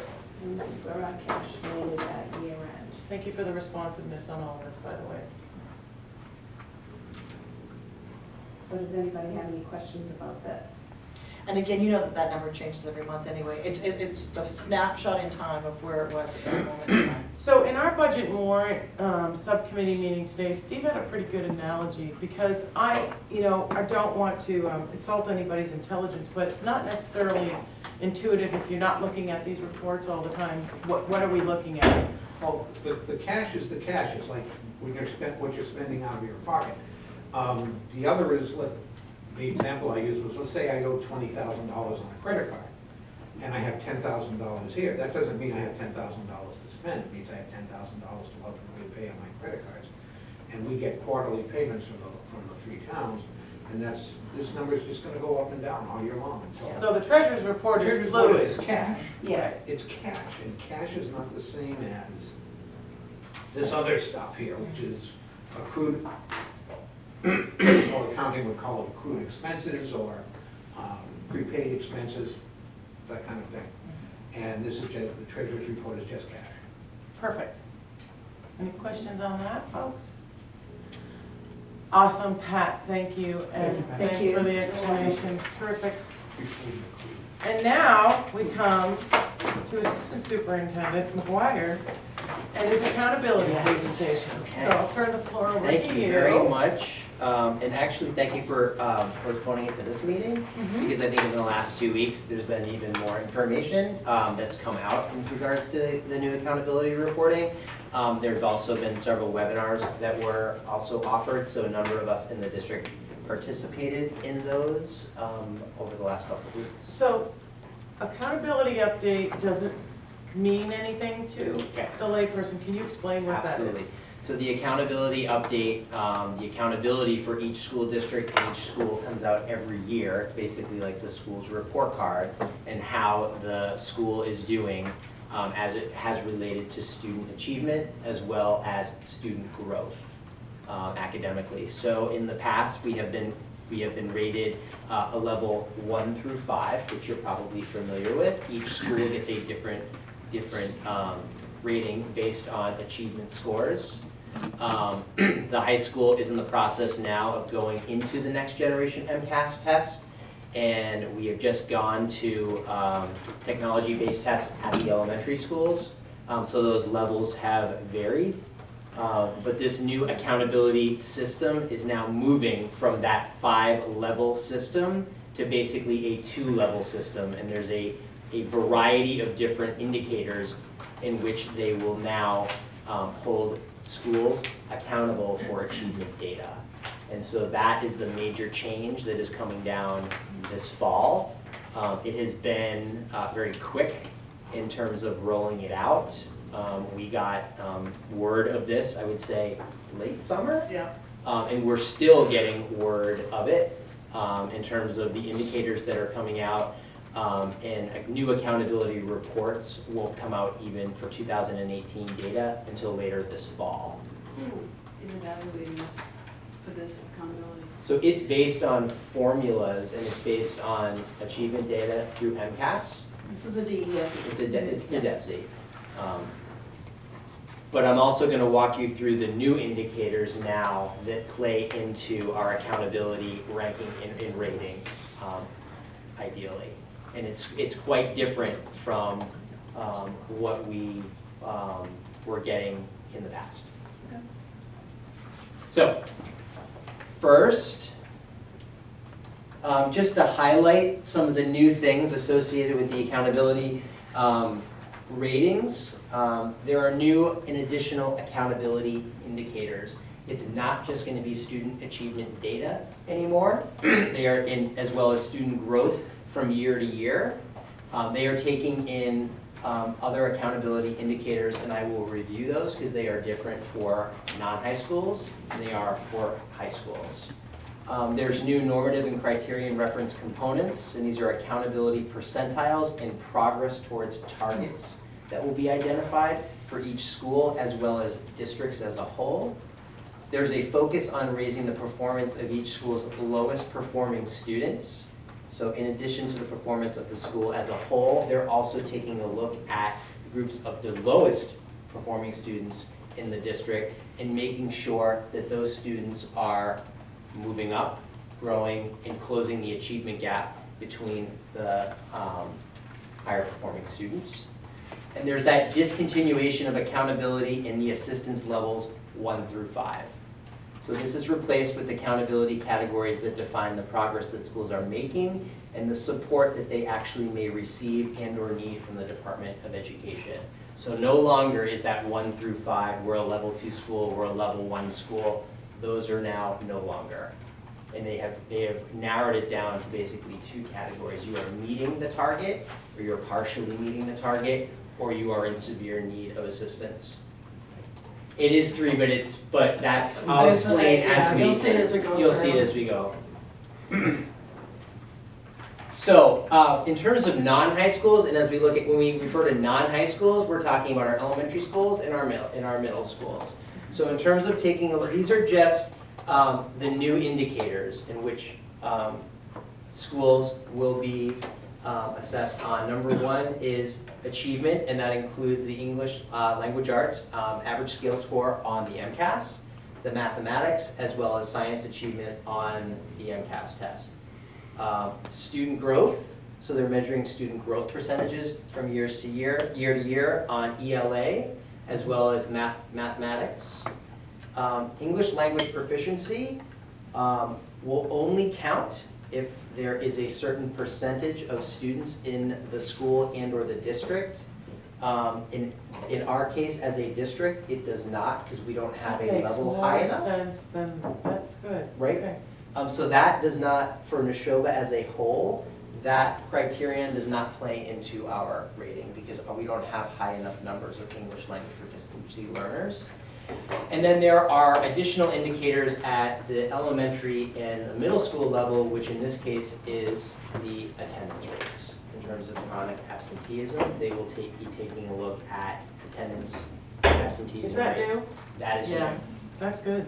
No, Nah. sorry. It's I'm new sorry. and I'm sorry. I don't feel that it's good at all. And this is Well, one you of don't the- have control over it. correct. Well, and it's Well, also it's one of not the areas we don't it's have a lot not of that. information on yet. Ah, So We don't know what they're doing, and we have students across our district who have mental health issues that may end up in a hospital bed, I mean, we've got all kinds of different case scenarios here that could play into a larger picture that would be negative, that could negatively impact our district.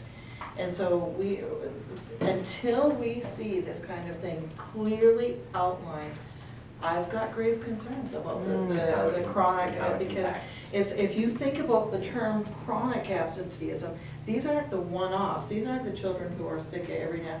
We're talking about those students, and we have, I mean, I can list in my own mind a fair number of these students from last year who had some major issues to deal So with. we don't have any sense of how they're going to parse that out, or if it's just going to be a blanket chronic absenteeism as they have defined it, as opposed to, like now you look at excused and unexcused absences. Yeah, We don't know what they're gonna do, or do we know? Well, those were questions that have come up Yeah. in the webinars Yeah. that I participated in this week, as well as some other administrators too. And there are some significant questions around Yeah. unexcused absences, medical Oh. absences. It's the medical absences that I'm more concerned about the most, and you know, for a lot of those, we already provide tutorial services.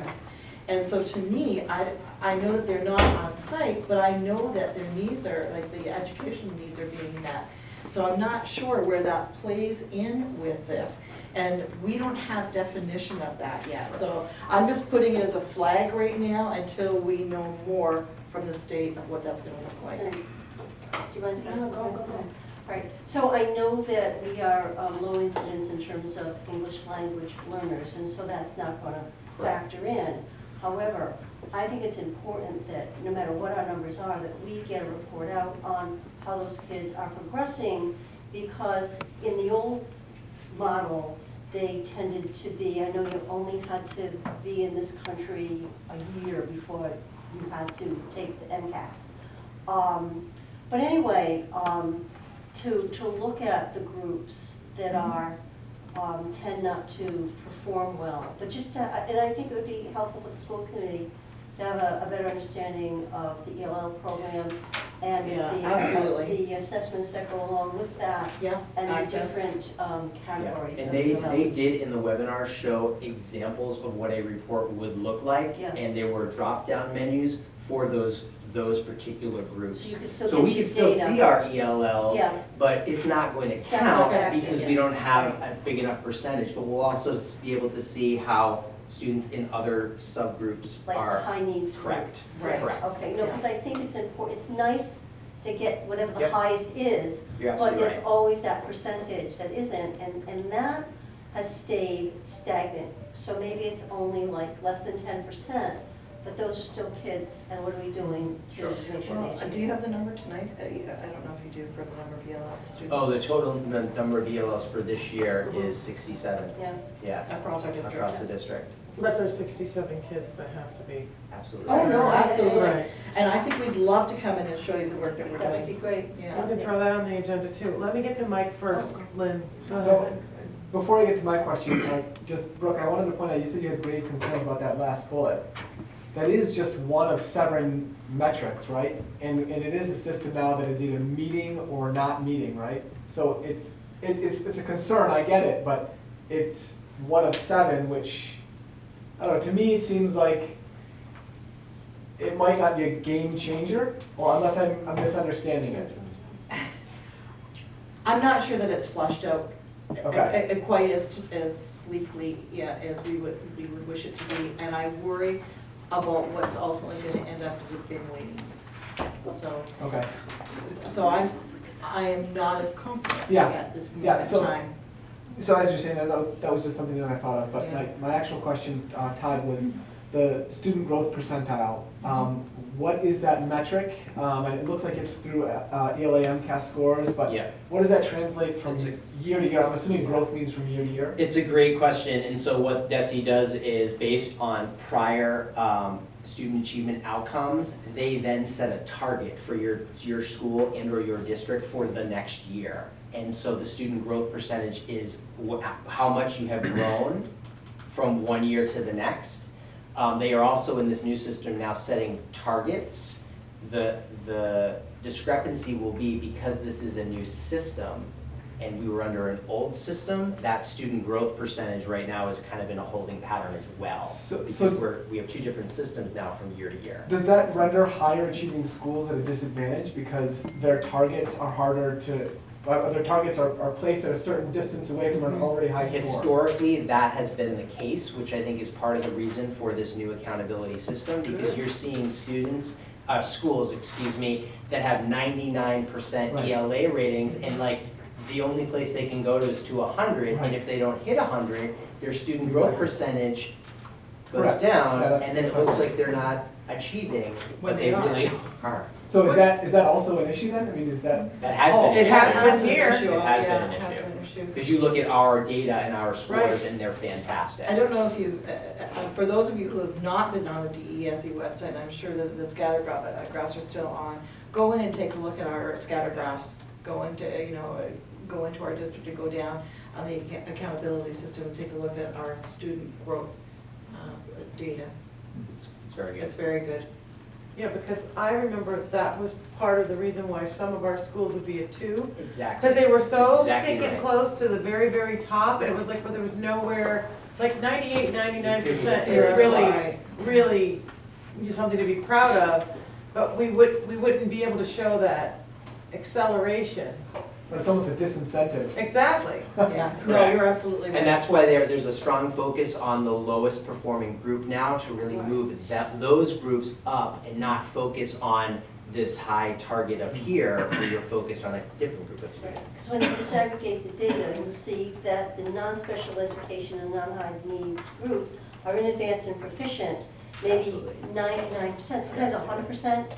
But when you look at what the distribution is in the high needs groups, it's a very different story. You're absolutely right. It's almost flipped. All right, Lynn had a quick question. I do, so is this just came out, so is this like almost a pilot, or is this gonna affect us this year?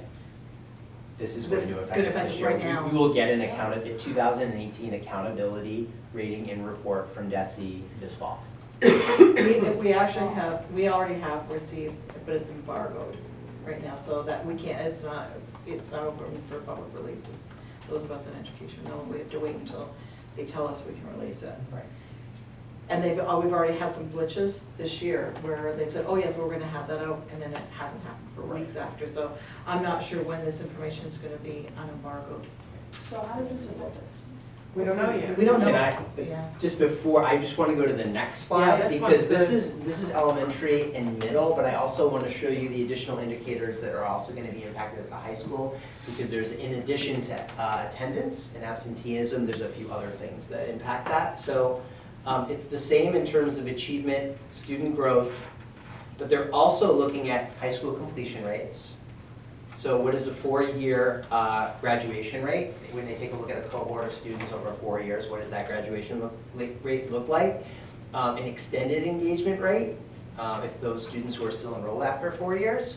And then they're also going to take a look at the annual dropout rate. So that, as it pertains to high schools, English language proficiency will not relate to us in this particular category for our high school. But additional indicators, chronic absenteeism is one.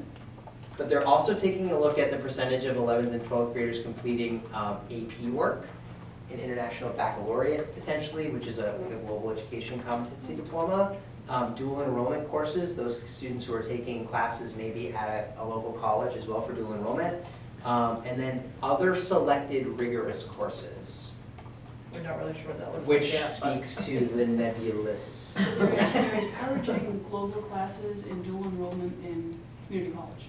They're recognizing it. They're recognizing it. Yeah. They're recognizing it. Which is really great for those districts. It is. Staffing plan. And we do. Well, not IB, but we have. Yeah. Todd, is this, and you might not know this, but is this just an algorithm where data gets pumped in and then an answer gets popped out, or is it actually reviewed? It is a calculation in terms of listening to them through these webinars. They have a calculating system in which they do it, but then they do review the data. Okay. And they give, suggested where you're at.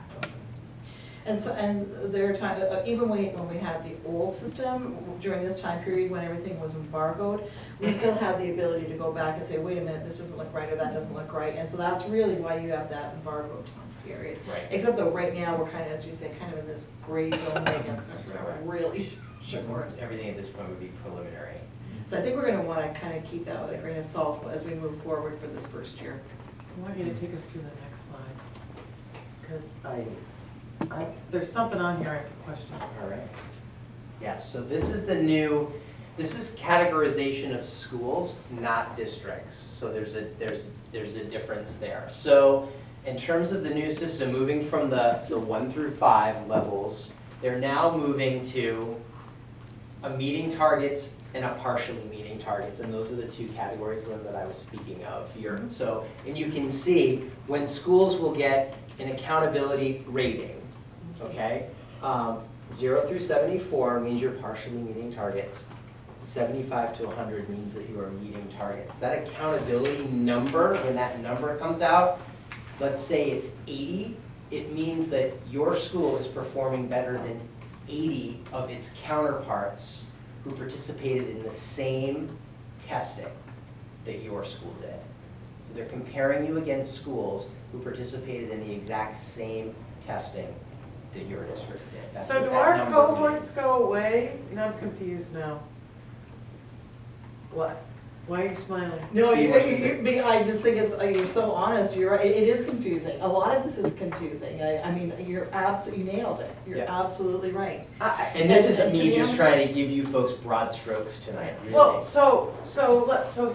okay. So one of our big bailiwicks here is, why can't we be more like so-and-so?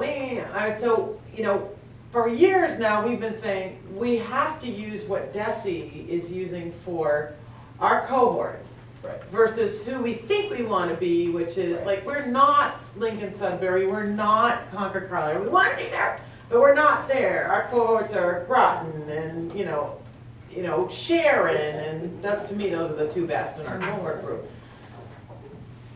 So what are you saying? I still think we will compare ourselves to like districts. But what they're saying here and what they're doing is that they're only comparing us to schools that did the exact same testing. So for example, like next year, all 10th graders at Neshoba will actually take the online electronic next generation MCAS test. If there's a school that still did a paper and pencil or didn't, they wouldn't compare us to that school. Oh, okay. I don't think it's what you're thinking. That's not what I'm It's not, thinking, but it's that not. is interesting. Yes, but That's fair. that's the comparison now. We're only being compared against schools who are taking part in the same assessments. The other thing I would say, when you're talking about confusing, it wasn't lost on our administrative team when they took a look up there and said, and that's why I was thinking back to Lynn's comment, how many categories do you really see there? Exactly. You're right. 5. Yeah. Right. And so that's why I say when this looks confusing, it's because it is. You know, there really aren't 5 though, and we're being told pretty consistently, well, there's really just 2. But it's not lost on us that there's 1 ahead and 2 behind, you know? Are we gonna know who those schools, and when you get to the next page, districts are in our cohort, and obviously they'll be changing? I don't think we're gonna get a list of, say, our cohort. I think we will know where, you know, when we look at accountability reports, you'll be able to look at schools' accountability ratings. So I would wanna know as a parent, as a resident, as a school committee member, Who? who does the state view us in the same bucket with? But that, I hear what you're saying, but to be honest with you, I almost see this in the same category as student growth percentiles. Right. Because nobody, I mean, I guess somebody at DES really knows who those all Well, are, this but is just that's like, him. now I understand what you were saying Yeah, a couple and- weeks ago. And I don't know that you'll get there other than DART, right? Oh, that's crazy. Well, whether That's you, crazy. whether you agree with it or disagree with it, and I'm, by the way, agreeing with your disagreeing on it. Yeah. So to be clear on that, but right now, because I don't feel that that's at all comparable, and yet that's what they're using as their benchmark. So everybody is gonna be either partially meeting, based on the accountability number, 0 to 74, or meeting. However, if you are a school with a percentile of 1 to 10, then you fall into this category where DESI's gonna step in and give you focused, targeted support. Yeah. So you're still in this category, but if you're way below, you're gonna fall into there where they're gonna actually come in and give you recommendations of broad comprehensive support or targeted support. So the school, Sorry, Mike. That's okay, go ahead. so the schools of recognition. So I would expect us to have quite a few schools in that category. I want to understand one thing, because that's the area where the significant improvement or high growth always killed us. But now it looks like they're adding demonstrating high achievement, which is new, which could be a savior for us because we do demonstrate high achievement. We've never gotten credit Correct. for the high They're achievement. also going to, and this was mentioned today, it was a question that was asked today in terms of recognition, they're also going to recognize schools that have banner IB programs, that have high enrollments of 11th and 12th graders in AP classes, that have high numbers of dual enrollment, or have programs. So that there's going to be lots of different and diversified recognition, not just achievement.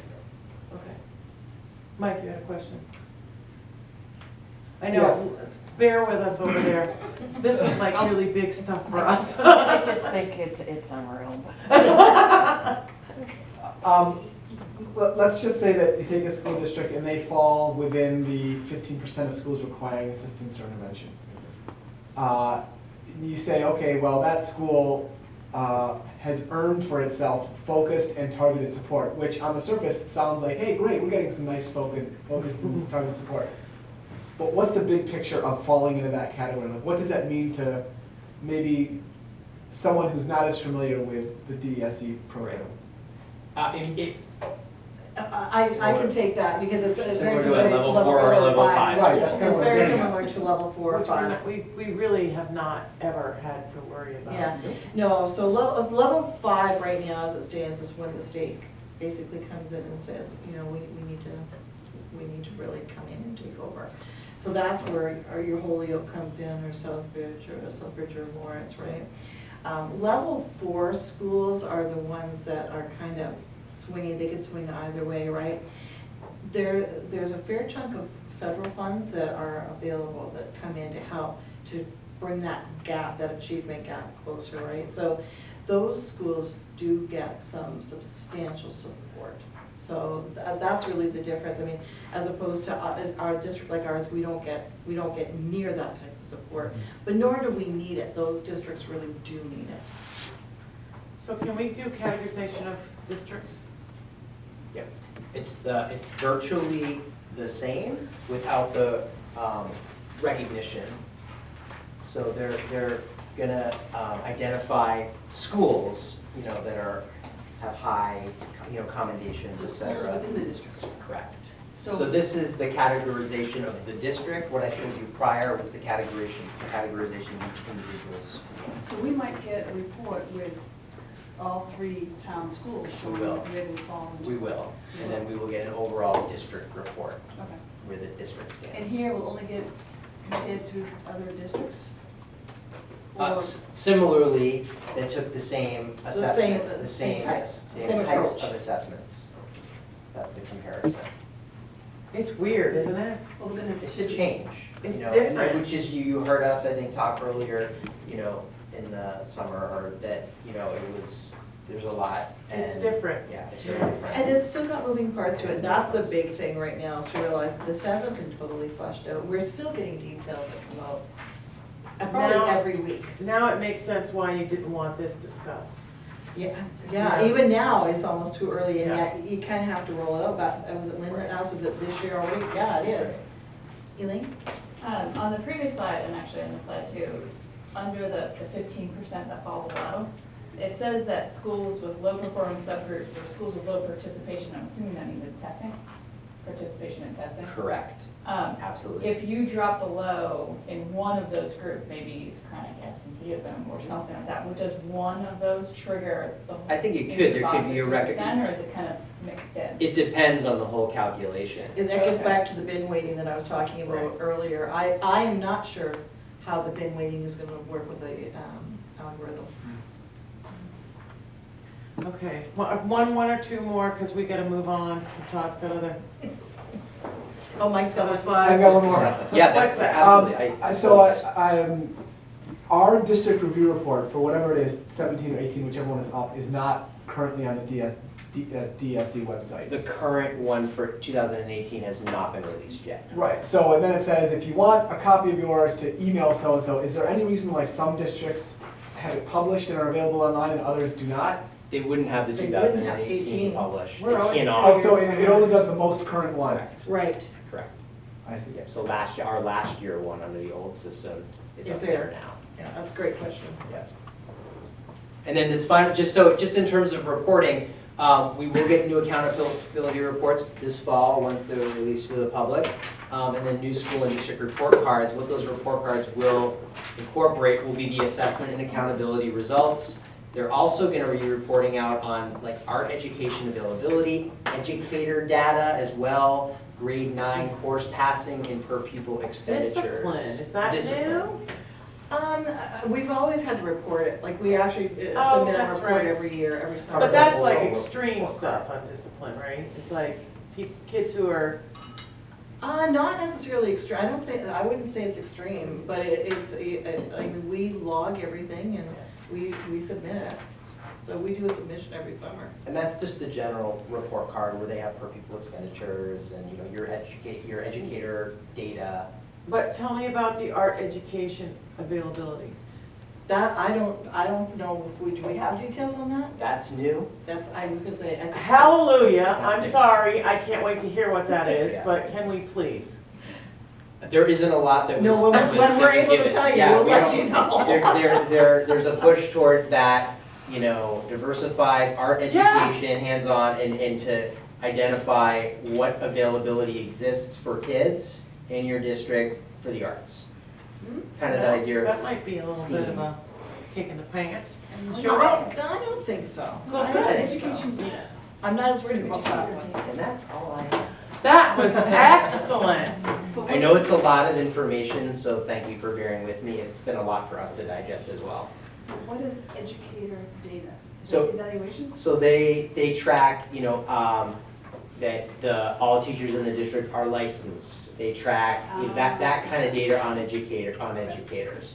And again, we You submit all of re-level. that at the end of every year. But now And they're October- including it in the October first, but evaluation. yeah. and It's part of the report you'll see card, it it's part still, of it. it's part of the current report cards. If you were to go on there and look at like teacher data, it would show you Okay. the percentages of teachers. That was If you good. go into the DESE website, you can pull that kind of stuff up. But when you go on that That's how website, it's brutal. Assessment. But yeah, well, it'll be included in that report card. Susan has a question. Well, is there currently a survey about the report card that you can, we were sent a link to a survey about the report card system. And I wondered if they expected that data to be available for this year's report card, or if you anticipated that it would be used to make significant changes for next year. My first reaction is, I'm not sure that I've seen that, to be honest No, with you. and what I just Is there showed you there specific doesn't affect survey? the accountability rating, that's just part of the report card now. So Yeah. when you go on and look at the report Yeah. card, you know, like educator data doesn't affect our accountability rating, it's just information. So there's that's no just, survey about the report cards? Not that I have know of. seen, Not that I've seen. no. So they could be just doing an outreach to certain districts Yeah. on some of that. Okay. Yeah. That was good. We're moving on, folks. We do not have old business, but we do have one subcommittee report. I know Communication Advisory is meeting Friday. Okay. Okay, we had Steve? the Budget and Warrants Committee, Subcommittee had a brief two-thirds person there meeting this afternoon. We reviewed the treasurer's report for the end of the year and the other financial reports that you saw tonight. So if you didn't have any questions there, if you have any questions that have come up in your mind since then, I'll be glad to try to answer them for you. But at this time of year, it's a very light menu for budget and warrant. Yeah. We get into the development of the budget. Thank you. When does the budget book start? So, to be clear, I want to make sure that we're using the right, I'm thinking of the same thing. Budget book that goes out isn't until after the budget is all done. But what I think you're talking about is as we start to build things for like the January meeting, is that what you're thinking? Yeah. Yeah, so, because that's different than the book that goes out to everybody. So our administrators are already working with Pat on preliminary numbers. And remember that last year we came, even though we said this number is gonna be out of whack, remember in December we came forward. So it's our expectation that we'll be coming forward again in December this year with a number, And then in January, it would be our expectation, I know we haven't talked to B&W yet, but it probably would be our expectation that we come in January again and do another workshop, if you would like to do that, that's an approach. Well, in this we year. are gonna do, we would definitely want the workshop, but I do think that we need to start figuring out how we wanna, maybe you and I can take this offline too. But how does the school committee want to hear about what the requests are? Because last year, one of the things that was kind of kludgy for me was there was so much information during the beginning of the budget season to understand what is it that the folks are prioritizing, and then the dollars, and it just felt like I would like to start that earlier as far as knowing what are the needs. But I think you're thinking we would do that at the workshop like we have every other year. Because even that January, so much changes I know. between that January workshop and the time, that the May meeting. So many different things happen, whether it's numbers, and then of course you have a major number shift again in the summer. Like, I think we've had, for example, 30 additional students at Lancaster. Additional students in that school.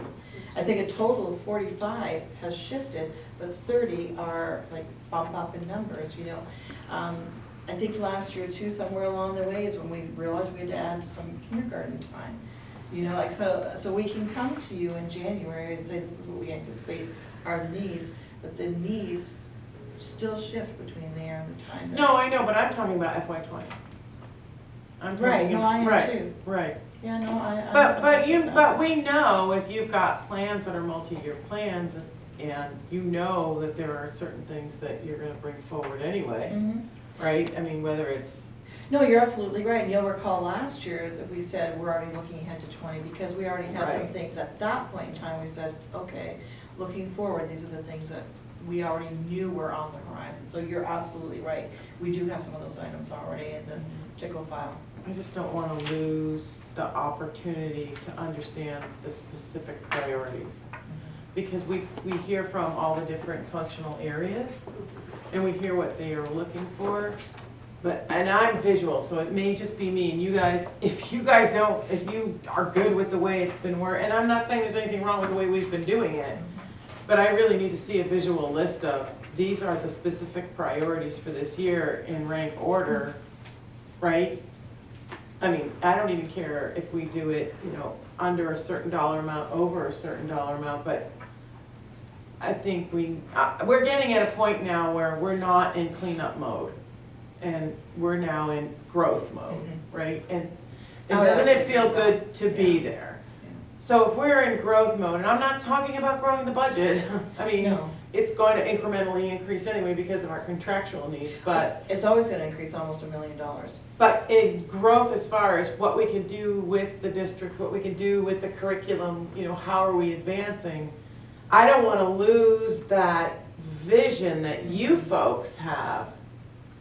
And I think one way to understand that is to say, these are the priorities, because this plays into the district improvement plan and where we want to go. Kathy? And I understand that, and I am all for a growth budget, and I think that your approach to the budget has been very responsible. It's not just adding things on, it's swapping things out, making economies, all of that stuff. Yes. I do, based on experience that Pat and I had last year, I think it's important that we understand what the towns understand about our process and what their needs are.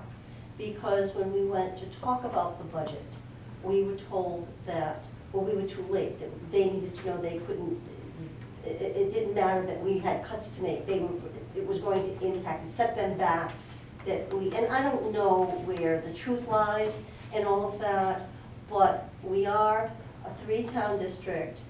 All 3 towns have different approaches to this, but I'd like to feel like, or know that the groundwork was done with the town managers, and that it's up to them to deal with their boards. But I think I'd like to know more about that and see that, because I know that we approach this with integrity. And I just want to know that the towns see that in what we do.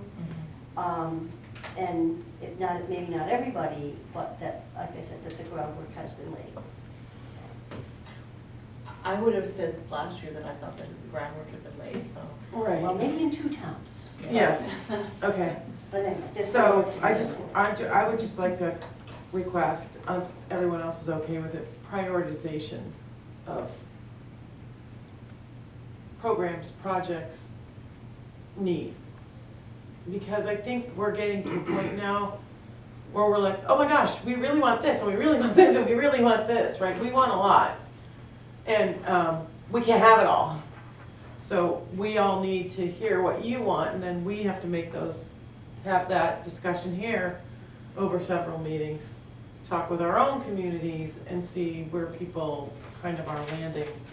But I think we're there, instead of, all right, we have to do this because we have to clean this mess up, and we have to do this because we have to fix that problem over there. Now we're at, well, what do we want? And I think that's why I'm asking for, does that make sense?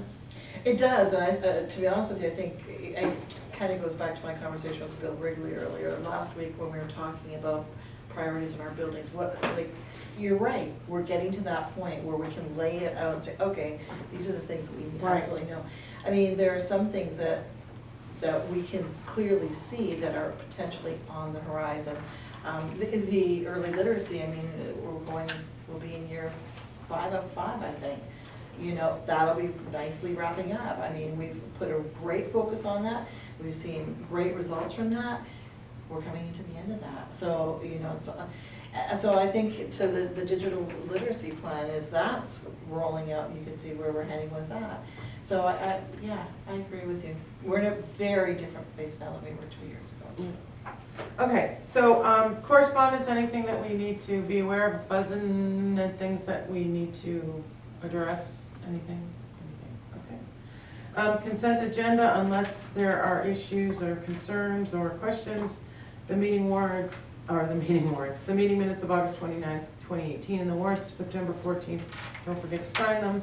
2018, we can consider those approved.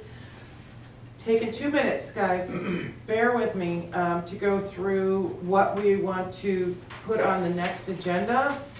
We've got the superintendent's FY19 goals. We're good with that? Yeah. We've got, Brooke, what do you think about the building safety update? Well, one thing I wanted to make sure we put on that was district communication plan. The building safety update, you know, we've got just, like I say, we've just got one major report in. They're going to be really thick, these reports, so. Do you want to move this? I think I'd almost rather move that until we get them all in, and then I think I'd rather do a snapshot, because otherwise it will take us forever to get through those. Okay, do you want to move it to second half of October, or how much time do you need? I think as long as it takes before we get it, I think we just monitor it, and when we see them all come in, I think that we come back and say, okay, now we're ready, we've got them all. Okay, but I just don't want to lose that. No, we don't either. Okay, awesome. And then Kathy, on the school committee manual revision, that's going to take a little bit of time. Yeah, we'll have a meeting on the 19th, we can talk about it for future, but if we have a light agenda, October, November, we might be able to do it in December. Okay, so we'll move that one to December, Alita. And then the overarching goals, we need to add that. Mhm. The school committee overarching goals at the next meeting. Those have to be reviewed and discussed and, okay, so, and then the district communication plan, Brooke? Yeah, we're set. You're good for that We're good to on go. 9/26? So this is the administration bringing forward their district-wide communication plan, which is connected but separate from the school committees. What are we doing, okay?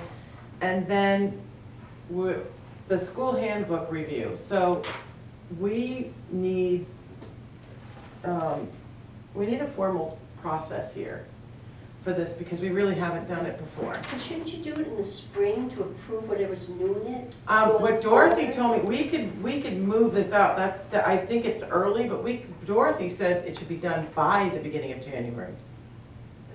For the next year, for the following year? Yeah.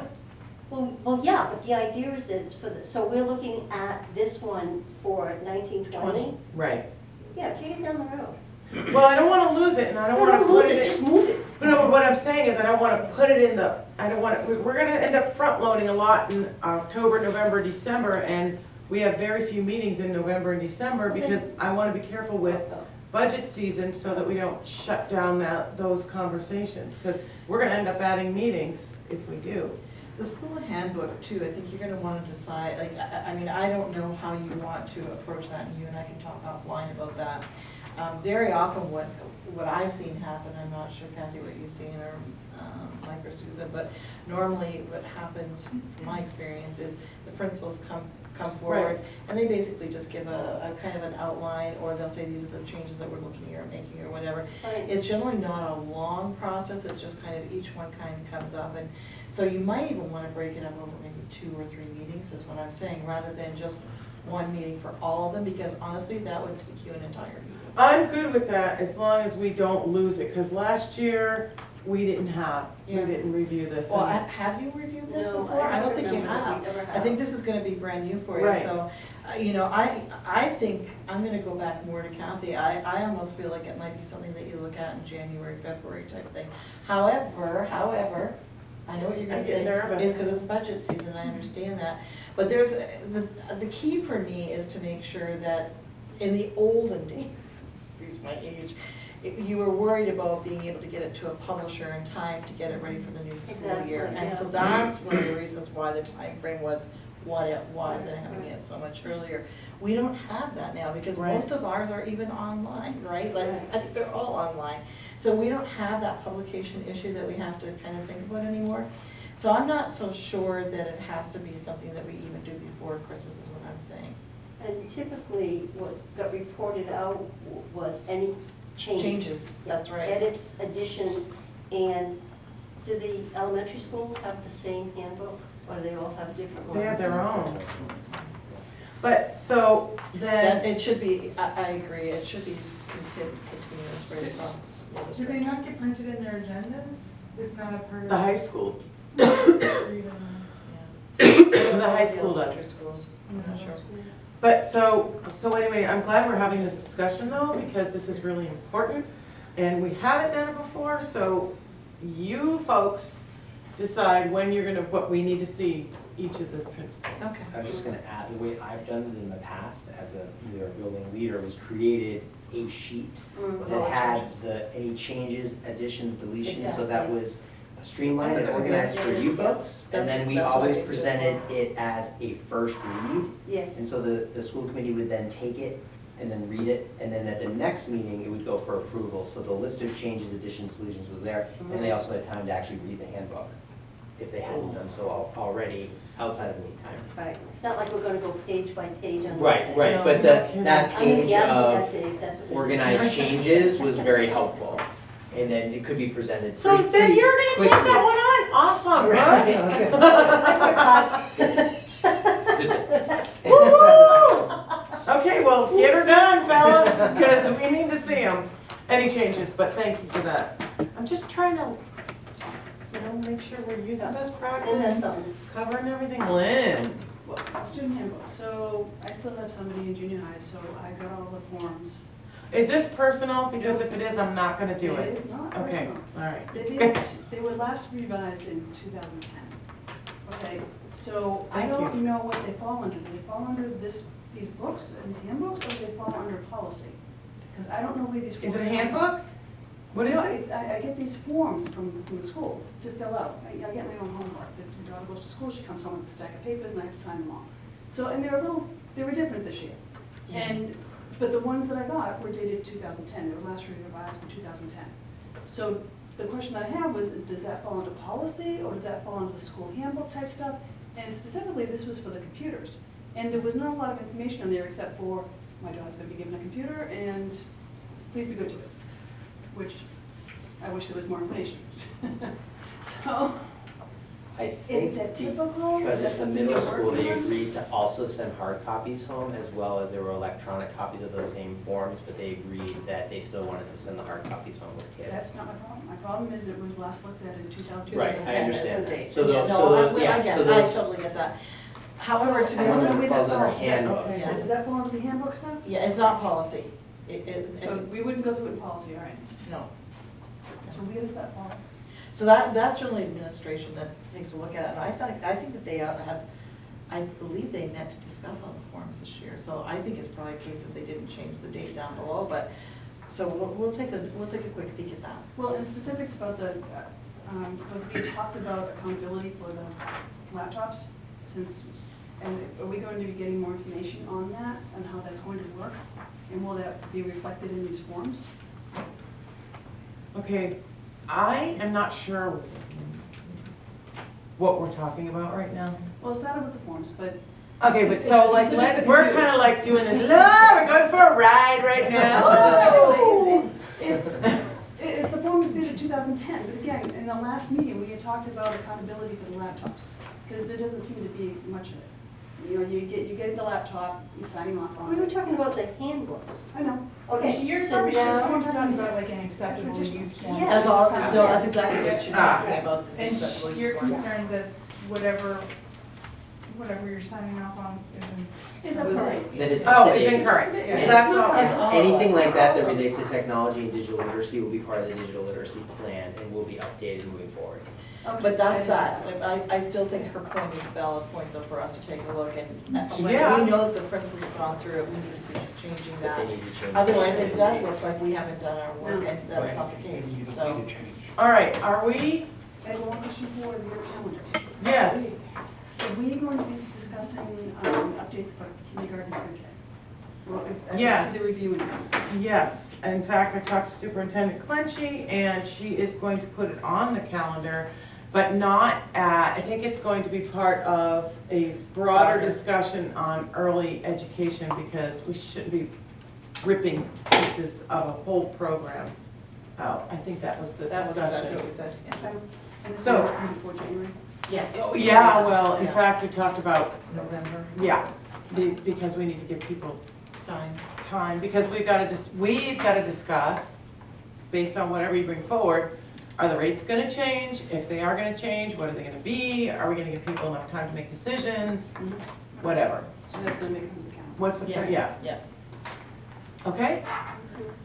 Whew, well, that was good, action-packed, but we did a good job. Thanks for all of the folks that came forward, thank you for your presentation. I think there was a lot of good information, and I would entertain a motion to adjourn. So moved. Oh, second. Thank you.